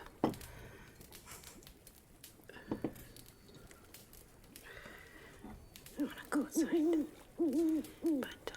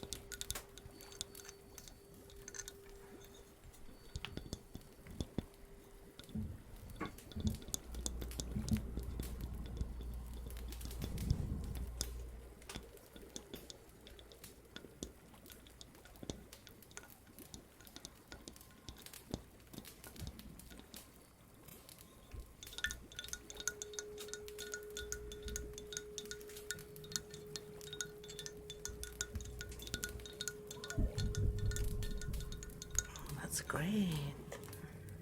Need more noise upstairs. I'm cursed. I swear to God, I'm cursed. I need a sound studio. Or I need to go live in the boonies. I am not opposed to that. I need to reduce my stuff more though. And then I can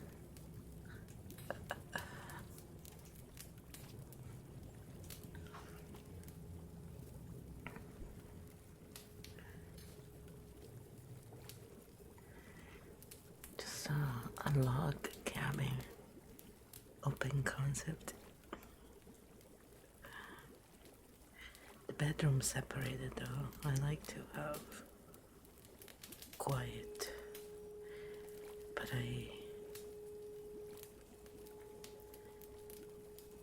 it's more like I hate the noise of the fridge, for example, because I can hear high pitch very well. And you know, like if they leave the TV on and there is that high pitch noise, I could always hear it. It just drives me mental. So, like my phone, everything for me is always on mute because I can't stand those alarms. They literally shake me. And when I'm shaken, that's where, you know people have PTSD because they get triggered by stuff like that. It's like the sudden noise.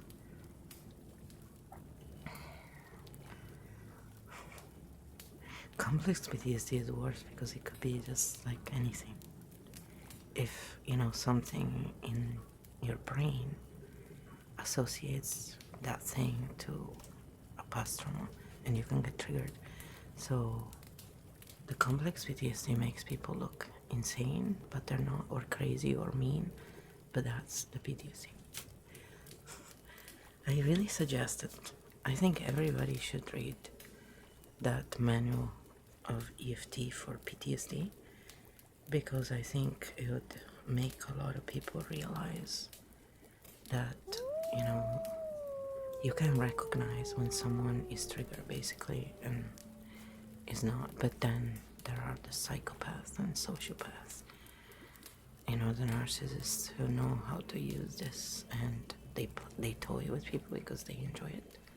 Like there are people who literally enjoy doing bad shit to people, or they enjoy torturing them mentally, emotionally, with games. And the other people don't know and they take it seriously and they flip out, but to the other people it's just like a cat and mouse game. They're insane. But if you tap, you can neutralize that shit though. That's the beauty of it. It's quite amazing actually.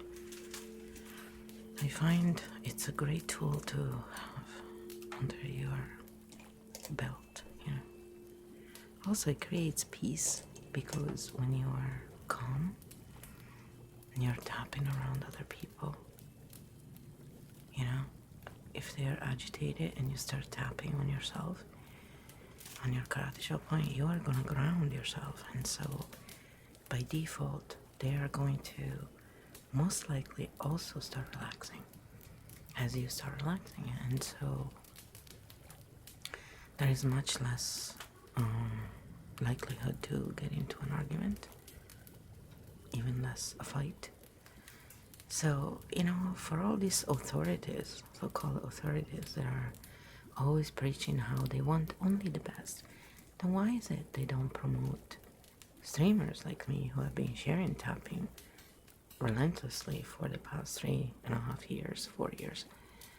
You know, people who actually share stuff with people that is free, easy to learn, and works amazingly.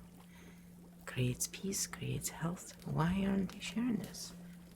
Large and wide, why? Makes you wonder, right?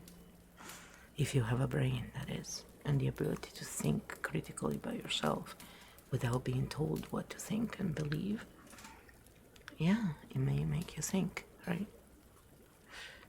But I see there's many people who are unable to do that. They just drink the Kool-Aid while they seem to be truthers, you know. It's like, well, okay. They know it all, though, like when you talk to them. At least I don't fucking pretend. And, you know, one of the things that I can tell you with a light heart is that when I joined all those vegan groups, for example, a lot of them are psyops or complete idiots because they were pushing the global warming bullshit so much. And I was using it for a while, and I was like, you know, going with it because I was basically trying to use people's false ideas about stuff. But in the same time, I was like, well, you know, if you believe in this, like that pollution, all that shit, you should know that non-veganism is one of the biggest causes, because all the veggies they're, you know, they need to have commercially, it's not for the people. We don't eat so much, it's for the animals. So, and then the animals themselves, right? But it's not that, that's the thing. It's just if you're going with that idea, you know, I was using it to try and make them. But the thing is, because you're using a falsehood, you know, those who know it's false, they'll call you out on that, and they're not wrong, right? And so, in my opinion, in the end, it just made, again, it associated veganism with people who are either nasty to you because you're non-vegan. Yes, look, being non-vegan is one of the reasons why we are in this shit today, literally, because the way you treat the animals is the way people are being treated now. And George Orwell wrote it in his book 1984 that many people quote, but conveniently all those people who are non-vegan never quote that line, never remember it. Just the same way all those religious Bible thumpers never ever remember that in the Garden of Eden nobody was eating anybody. And no God would ever put sentient animals for you to kill, maim, suffer, destroy the way you do. Hunt. You know, that's fucking Satan. But of course they ignore the parts that would require them to make hard choices, right? And changes they don't want to make. And then, when you bring it up, you're an asshole. The thing is, I'm not the one who is killing someone else. You are. So you are the only assholes here. And you are the assholes because you are continuously doing it. And you're making us pointing it out to you. That what you're doing is shit. And what you're doing is exactly the same thing Fauci and those people are trying to do to regular people. So if you are opposed to any form of slavery, you cannot be non-vegan. Otherwise, you're incoherent, period. And it's not natural. We are not built for it. Real science has shown it. Even your jaw, the jaw of a carnivore only goes up and down. Our jaw goes side to side as well. That's not the jaw of a carnivore.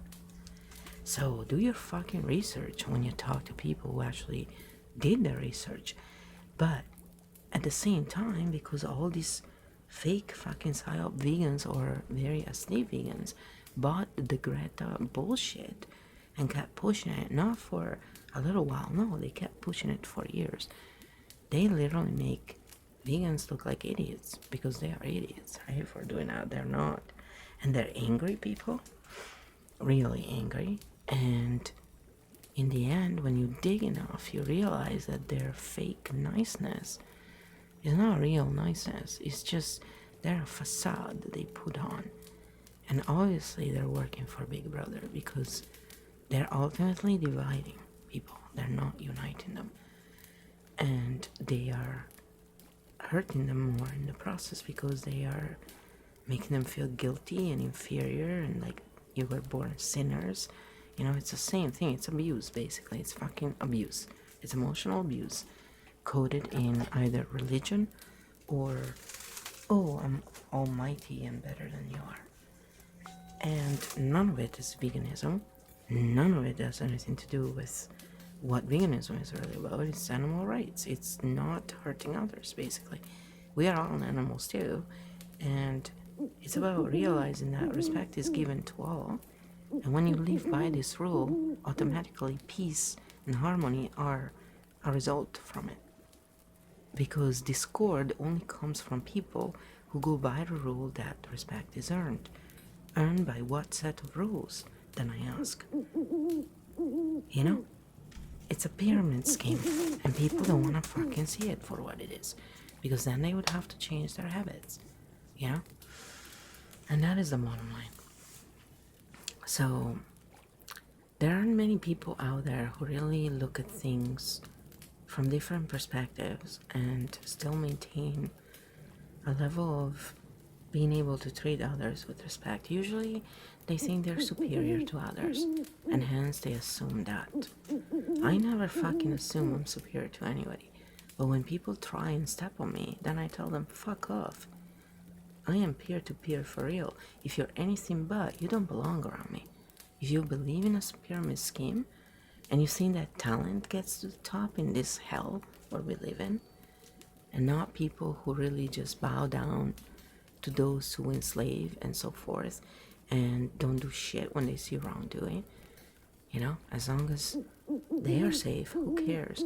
Oh, I feel sorry for them, but you know, I gotta think about my family. How many people have said this? I have kids, you know, so what? You chose to have kids, right? That doesn't give you the fucking excuse not to give a shit. And that is the bottom line. But people use it often as an excuse. I had tons of friends like that. We all have kids in a way, right? But we're not all. But just like, you know, Jeff was saying, yeah, they're all dead or, you know, hiding because anyone who exposes the truth and has any form of pull, like if I had thousands of viewers versus a few, you can be guaranteed that they would come after me. They may still come after you because, you know, you're against them and they can use you in their ritualistic bullshit that they do. You know, like in Babylonian times, and these assholes are doing the same fucking barbaric crap. You gotta be really a psycho, you know, to want to hurt someone else. For any reason, really, other than they're coming after you to kill you. It's self-defense. Nothing else needs to be said there. But for anyone to be aggressive toward anyone else physically and trying to kill them and do all that shit because they disagree with them and they think differently than they do, you're psychos. You really are a fucking abomination. And they exist, these fucking people, you know. They're the same people who, like, they went after Amaranth, for example. Like, if you take the time and you go and see, you understand why this woman is the way she is. She's young, but she has fucking had enough shit in her life. Sure, she's doing stuff that can bother people, but does that give you the right to fucking threaten her life and do this shit? Yeah, it would be better if certain people didn't exist. But I think I'll pick her over a lot of those idiots who, you know, say shit about her and do shit. Like, yeah, she may not be your cup of tea, and I did not enjoy when they were putting their erotica in the ASMR section. Absolutely, I fucking hate that. But she works for what she does. You know, she has to have brains to have put together that shit. Sure, I mean, when you go along with the cult will do anything to help you. Very true. But who is better? The people who are sitting on their ass doing nothing, you know, watching her and then criticizing her, or making money from her and then banning her, you know, according to how they feel. Or, I mean, of course, a lot of it, in my opinion, is also a game because, you know, drama brings in more people. There is no such thing as bad advertisement and all that shit, right? Absolutely. But the bottom line is, these people who go after her, try to hurt her, if it's even true, all of that, they're psychos. The psychos behave like that, right? Like a Sanji, they're going after a Sanji because he was exposing all that shit. It's like there's always someone who goes and exposes stuff. Again, some of it it's also fake because they want to distract people. You know, drama distracts them, anything that distracts them for, you know, what the CDC, the WHO, and all these entities are doing right in front of their eyes, but nobody's paying attention, so nobody's saying anything, and they take your silence as consent to what they're doing, and they go ahead and do all that shit. Like, how many people do you think follow the fact that today Fauci resigned? August 22, 2022. There's a Gematria date in there, there's some reference for sure. Like, nothing happens by chance with these people.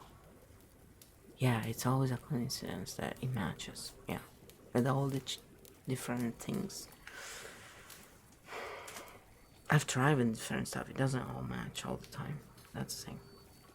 There's a trick to it. I ain't no expert, that's for sure. Just like they like to say, some people. I ain't no expert, even though it's grammatically incorrect, but sounds funny. So it means you are an expert, but it's fine. But I forgot a lot of grammar. I did find though where I put the books, at least I know where it is now. It's safe, but I wanted to take out my editing book. And I like to read those books, you know, they're like my relaxation time. It's true. Yeah, I used to like to read the Italian grammar book too when I was really stressed out. I just wanted to read some grammar.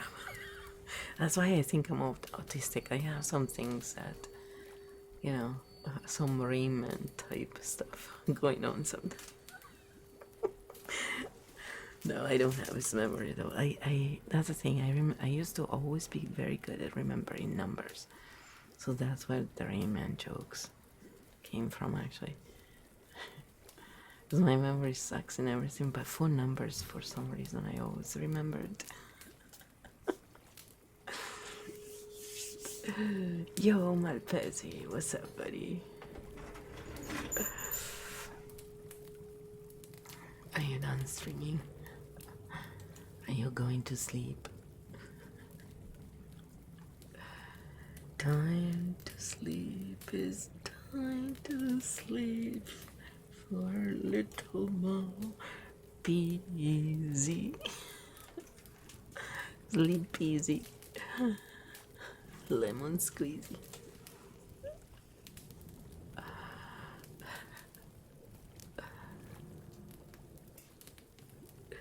Like, you know, every TV show on Netflix that I watch, they always, the numbers, it's the thing that I always notice myself, for example. That's where I started noticing the stuff, because for some reason I've always had some kind of memory and visual, you know, memory for it. I just noticed them. But pictures, like, figure more than names. Terminology is where my brain gets lost. That's why when there is a lot of terminology to be learned, I actually need time because my brain will go fuck you at some point. That's why in chemistry I lost my shit at some point. I was like, I fucking can't do it. I'm learning English and chemistry at the same time. Like, this is fucking brutal. And my chemistry teacher was one of those brainiacs with no emotions. You know, a fucking robot. Yeah, no connection. Like, I was not able to absorb shit from him. I was like, fuck this shit. Then when I tried again, my dog was dying. He had osteosarcoma, and I just couldn't focus. My dad just died like 9 months before, right? And then my dog goes through this. Like, I was like, fuck this. I couldn't care less about chemistry. Yeah, when I'm going through such shit. That's where my brain will not work. If I'm going through certain things, my focus is on that. And that's it.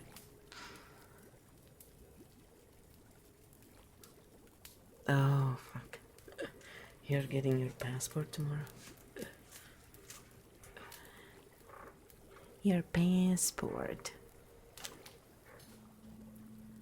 I guess I should try to get the fuck out of here before the mind runs out, right? Move out of this concentration camp and move to some remote island. We'll eat bananas and coconuts and we'll live under a palm tree. There is a channel on Odyssey that teaches you how to build, you know, your own huts and everything. It's pretty fucking cool. I was thinking maybe we should just, you know, take a note and do it. Sell everything and just keep the stuff that we really want to keep. And sayonara. What do you think, huh? What do you think? Maybe we could just throw everything on a boat and just boat down. Sails. Then a typhoon comes and well, we'll just make sure we don't do that in that part of the world. If we are out to sea and there is a tsunami, as long as we're out far away, we should be fine. It's actually a good place to be. It beats being on the coast, right? Yeah, tsunamis, fuck, man. They keep warning right here. Oh, warning of tsunami because there was an earthquake. Warning of tsunami. So fucking sick of it. There's not much you can do when you have all that much water coming at you so fast. Unless you can fly. I am like a bird. Sorry, it just came to mind. We need some Natalie, right? I wanna fly away. Yeah, no shit. It'll be good actually to have one of those balloons, you know? Oh my god. And one rat, what's up? Welcome to the gargoyle stream. Malpisi, go to sleep. Go to sleep. Are you sleeping better at night now? Are you able to chill out and have good night's sleeps?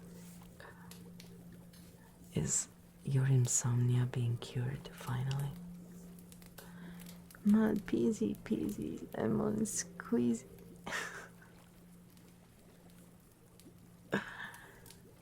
Are you still streaming on D-Live?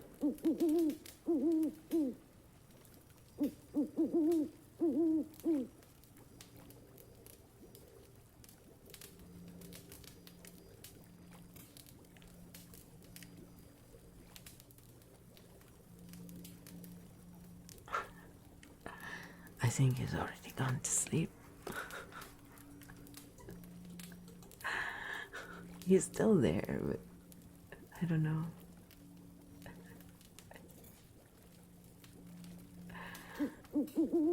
I think he's gone to sleep. Admit it.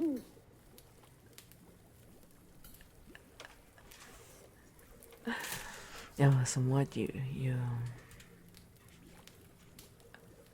yeah, they just keep saying people keep leaving. So yes, I do. That's why I have that there. I'm trying to encourage people, but also I should help them because just watching a video helps according to their studies. So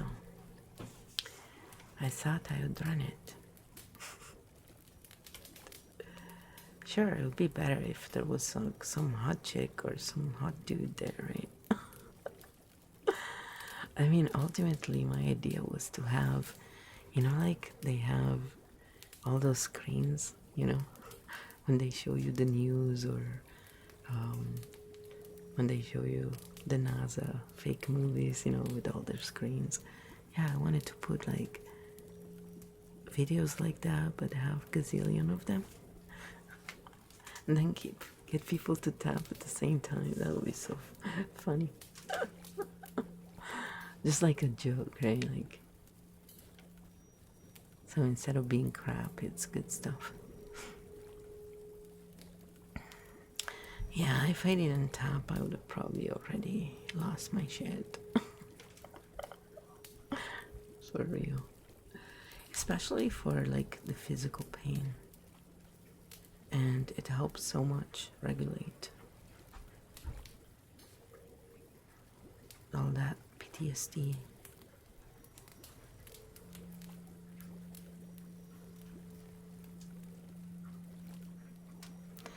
Yeah, they are really trying to drive people crazy.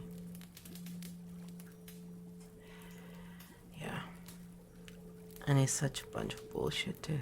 Because the terrorists are the ones that they fucking... It's just a joke, but until people stop accepting this ridiculous bullshit, it's not gonna stop, right? Big Brother cares about you, remember that. I've always said it, like, ever since I was young, like, I've always asked these questions. They always dismiss, of course, because especially in Italy, they're so oppressive. The people who get good marks usually are the ones who regurgitate what they learn by memory, right? I got good marks while I was arguing with them, so discussing, not arguing, it was discussing, but you know what I mean. I was debating, asking them how valid their point of views were. Oh, look, we're back, the monsters are back. You stinkers. And they love tapping dogs. They love it. Animals are so sensitive, and children, to this stuff. Yeah, people talk about peace. I say, hey, share tapping with people. It's gonna be a lot more peace out there. Musicians, they should all use this. This stuff is amazing. Those who do, they all said their performance went to the roof. So good. So, I mean, I am a believer in testing things for myself.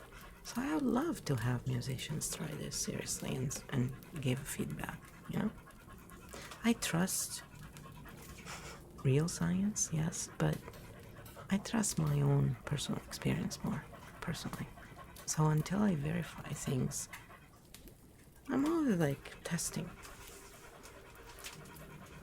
And also it's because I try and find faster ways, easier and stuff. But yeah, this stuff works. It's amazing. People who like ASMR, if they tapped along with it, they would relax so much faster. I hear all the time these ASMR streamers, oh, I'm so stressed out. It's like, I just don't tell them anymore, why don't you try tapping? Because it's like talking to a wall, Like, ASMR is great, I love it, but I only started doing it as a background to the tapping and the other stuff I was doing. Then yeah, I obviously love it, so I like to do it. But I literally fall asleep as I do ASMR. That's my issue. It just relaxes me so much. Because I tap a lot, I do all this stuff already, right? if I didn't do this, I would already probably died or something. I would have given up a long, long time ago. I would have been dead probably from just health issues, you know. But I started tapping, and then going vegan was so easy after compared. The addictions, all that stuff, yeah. It's not like a magic wand where you become perfect the way you want to be. No, it's a process, that's for sure. But it's a doable process. And all of a sudden, the shit that you thought was insurmountable becomes real, possible. And you see it. It's at your own pace. But, you know, God forbid that they promote this stuff. The dogs are very happy, clearly.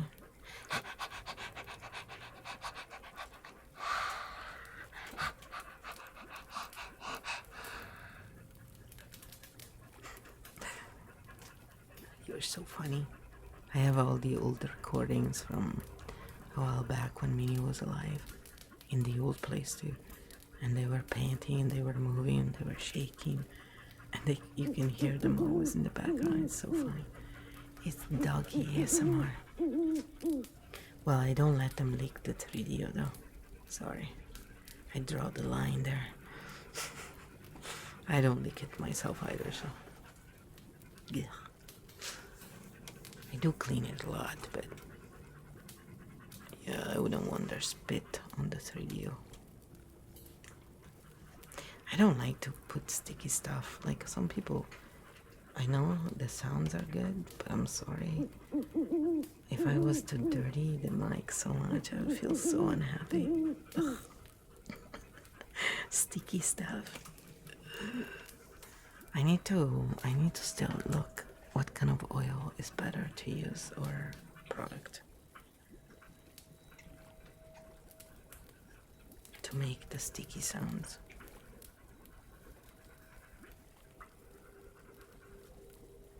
I just don't think, I don't know if this is the best thing.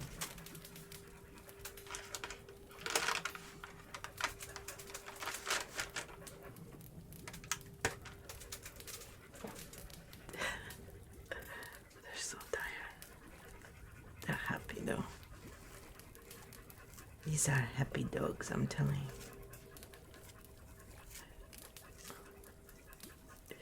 And they love ASMR. Like if I whisper to them, they really listen more. They pay attention. What's up? Hi. You look so funny. Yeah, you look very funny. Your tongue is sticking out. Do you want kisses? Do you want kisses? Ooh, can I have this paw? What about this paw? Can I have it? She's very good, the puppy. She doesn't mind me touching her paws.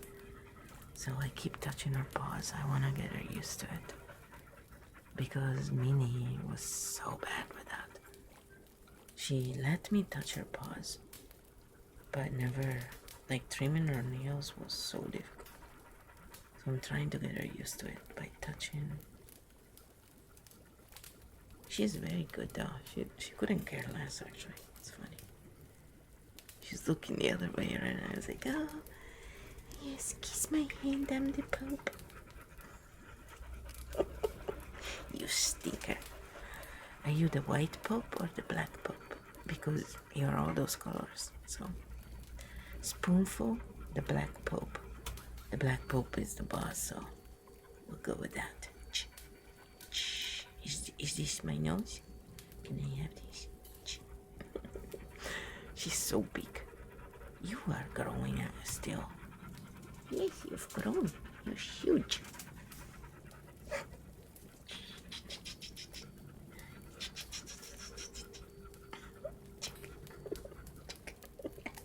Did you forget your tongue out?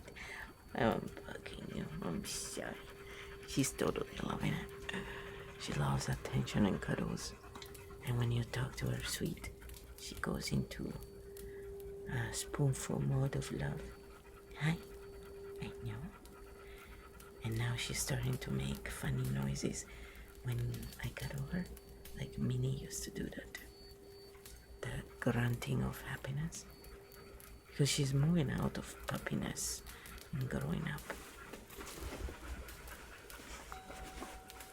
But I have to say, like, she looks more like a grown-up dog than Minnie did at her age. Minnie looked like still a lengthy kind of puppy. She's very proportionate. She looks like an adult dog to me when I look at her. Maybe it's the breed. They grow faster or something. They mature faster. She's a pest though. I have to make sure she doesn't go after my gnome again.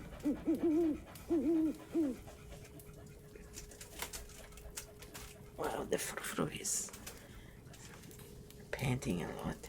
So you'll hear so much the frou-frou breathing heavily. She's a very good ASMR assistant.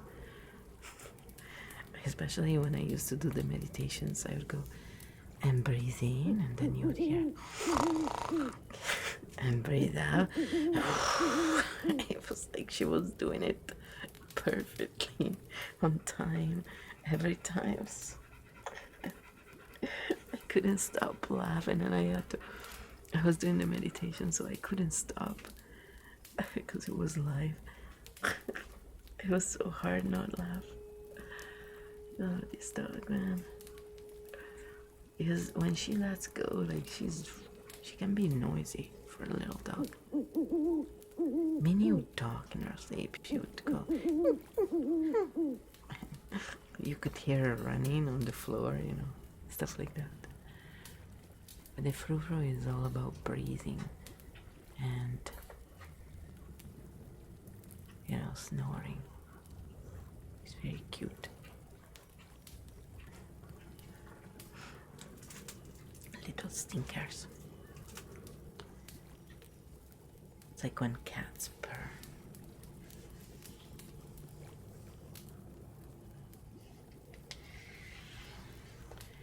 Tap, tap, tap, tap, tap, tap, tap, tap, tap.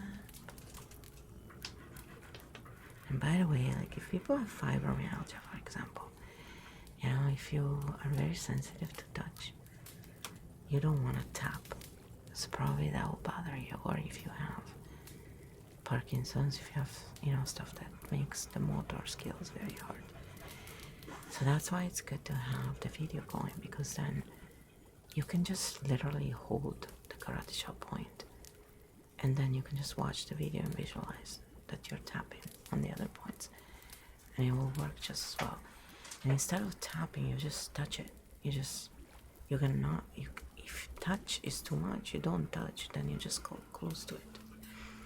That's why I like it. It's because it's like Reiki. You can be creative with it and adapt it to your needs, and it will still work as long as you follow certain parameters. But the way I show it is the easiest way, because you're using the current situations you're in, so you're already charged. You don't need to charge yourself more. And as you process the situation now, all the other shit that is associated with the now will also be knocked down. But the way it happens is more in tune with who you are. So because a lot of people don't have money or don't trust going to someone else, they want to do it by themselves. This way you can. And it's doable. It's no longer this daunting thing, you know? And the kicker is you use all the negative stuff in your life to relax yourself and go forward. Come on, it's pretty fucking awesome. So I like to see the glass half full. When I go into depression mode, just like a real Capricorn, I get very fucking depressed. You want to see doom and gloom? Yeah. Dark? Oh yeah. And that's where the sarcasm comes in. It helped me throughout my life. It's not passive aggression. like a lot of idiots call it. Sarcasm is a way to deal with the shit that you cannot change, and yet you have to face every day. Like, chronic migraine since childhood. And then having to endure hearing idiots who tell you, oh, you must have had bad karma from your previous life. And seeing your middle fingers rising up and go fuck yourself, bitch, without ripping their heads apart. Because when people have zero empathy for the pain you're currently in, it just shows a level of ignorance and callousness that, let's face it, I'm glad I don't have. But I don't want to have them around me.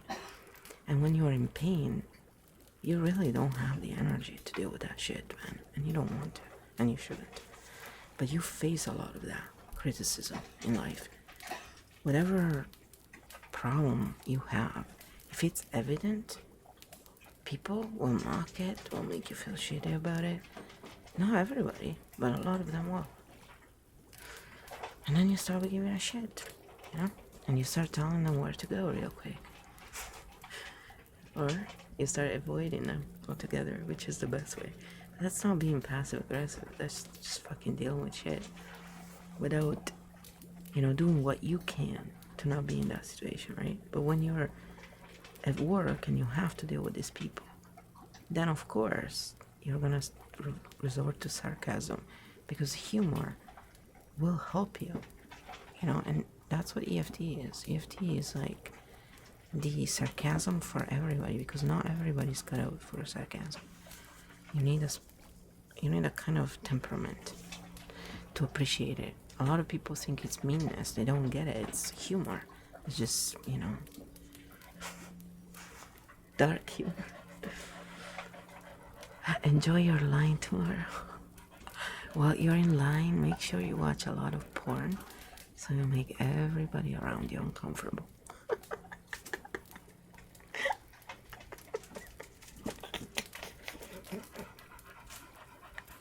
We're gonna read Malpisi on the news tomorrow. Dude arrested for pornography in a public place. How dare you? They're gonna unleash Greta on you, man. How dare you? You took away my childhood. Oh God. Watch it. Daddy Klaus will come around and beat you, man. With all his billions.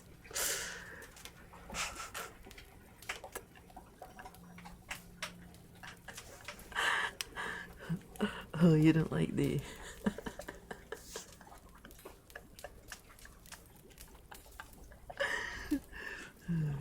Well, I think there's plenty of that, so...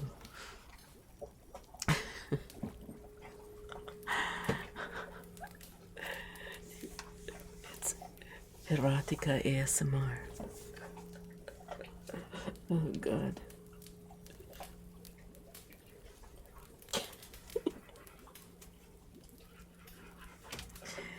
It's too funny. Italians have a lot of dirty freaking old movies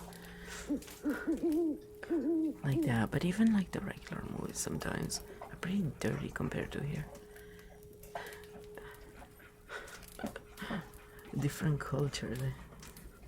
It's funny that the place where the Vatican is, they can be so dirty. Repression. That's what repression does.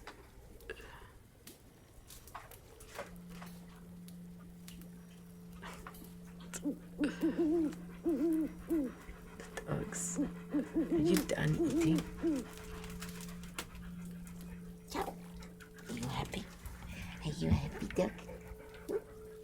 I have to watch because she likes to chew wire sometimes. I usually keep them away from her, but right now I'm doing it a little differently, and I was close to her and she was looking at it. But there's current running through this one, so it'll be a nice perm she gets, eh? I don't think it's a lot, but it's enough though. Like, if the lighter hurt me so much, and it's... I don't know how much force actually is going through the lighter. I'll check which one carries more amps. I mean, the lighter was really painful. It wasn't like a huge burn or anything, but it really fucking hurt.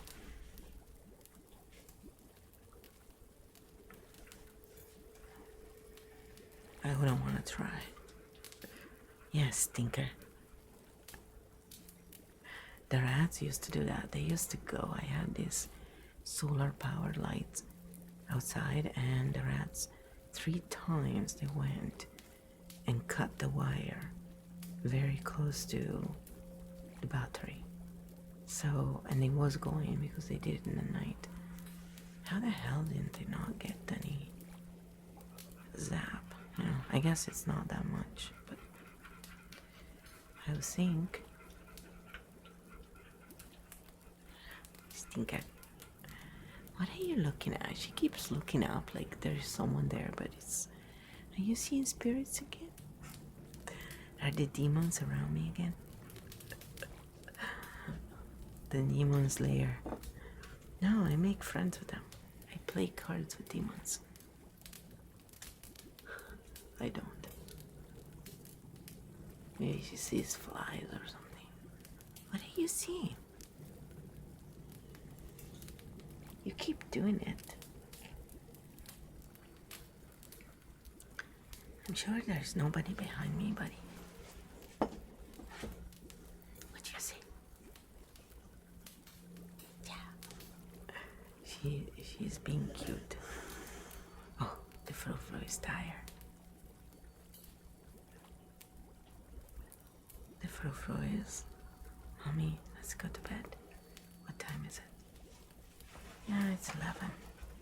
I've been hanging out for a while. Maybe it's time to go to sleep. I'm sorry if I had a chance to put reruns on, I would, but the only way is to make the computer run, and I shut it off at night. But you can watch the videos if you need to sleep. The ones where there is no talking. Well, busy like the talking, okay? Some people like talking. Some like, you know, whispering, breathing, chilling. So it depends. I'm gonna try and do more sounds tomorrow and less talking to keep it a little varied, but just try different things.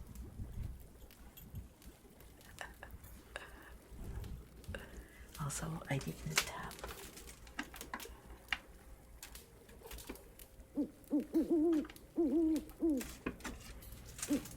Any tarot card.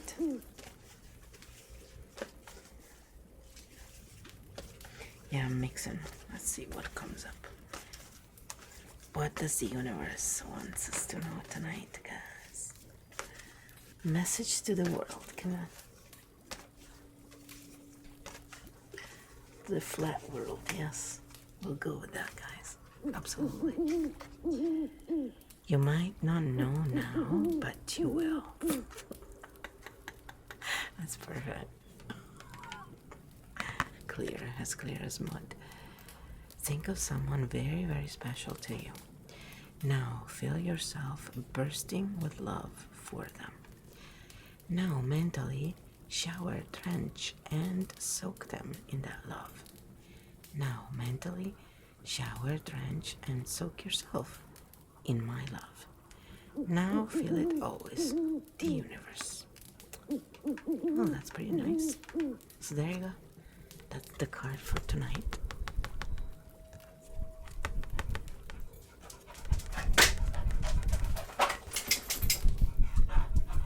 The dogs are going nuts.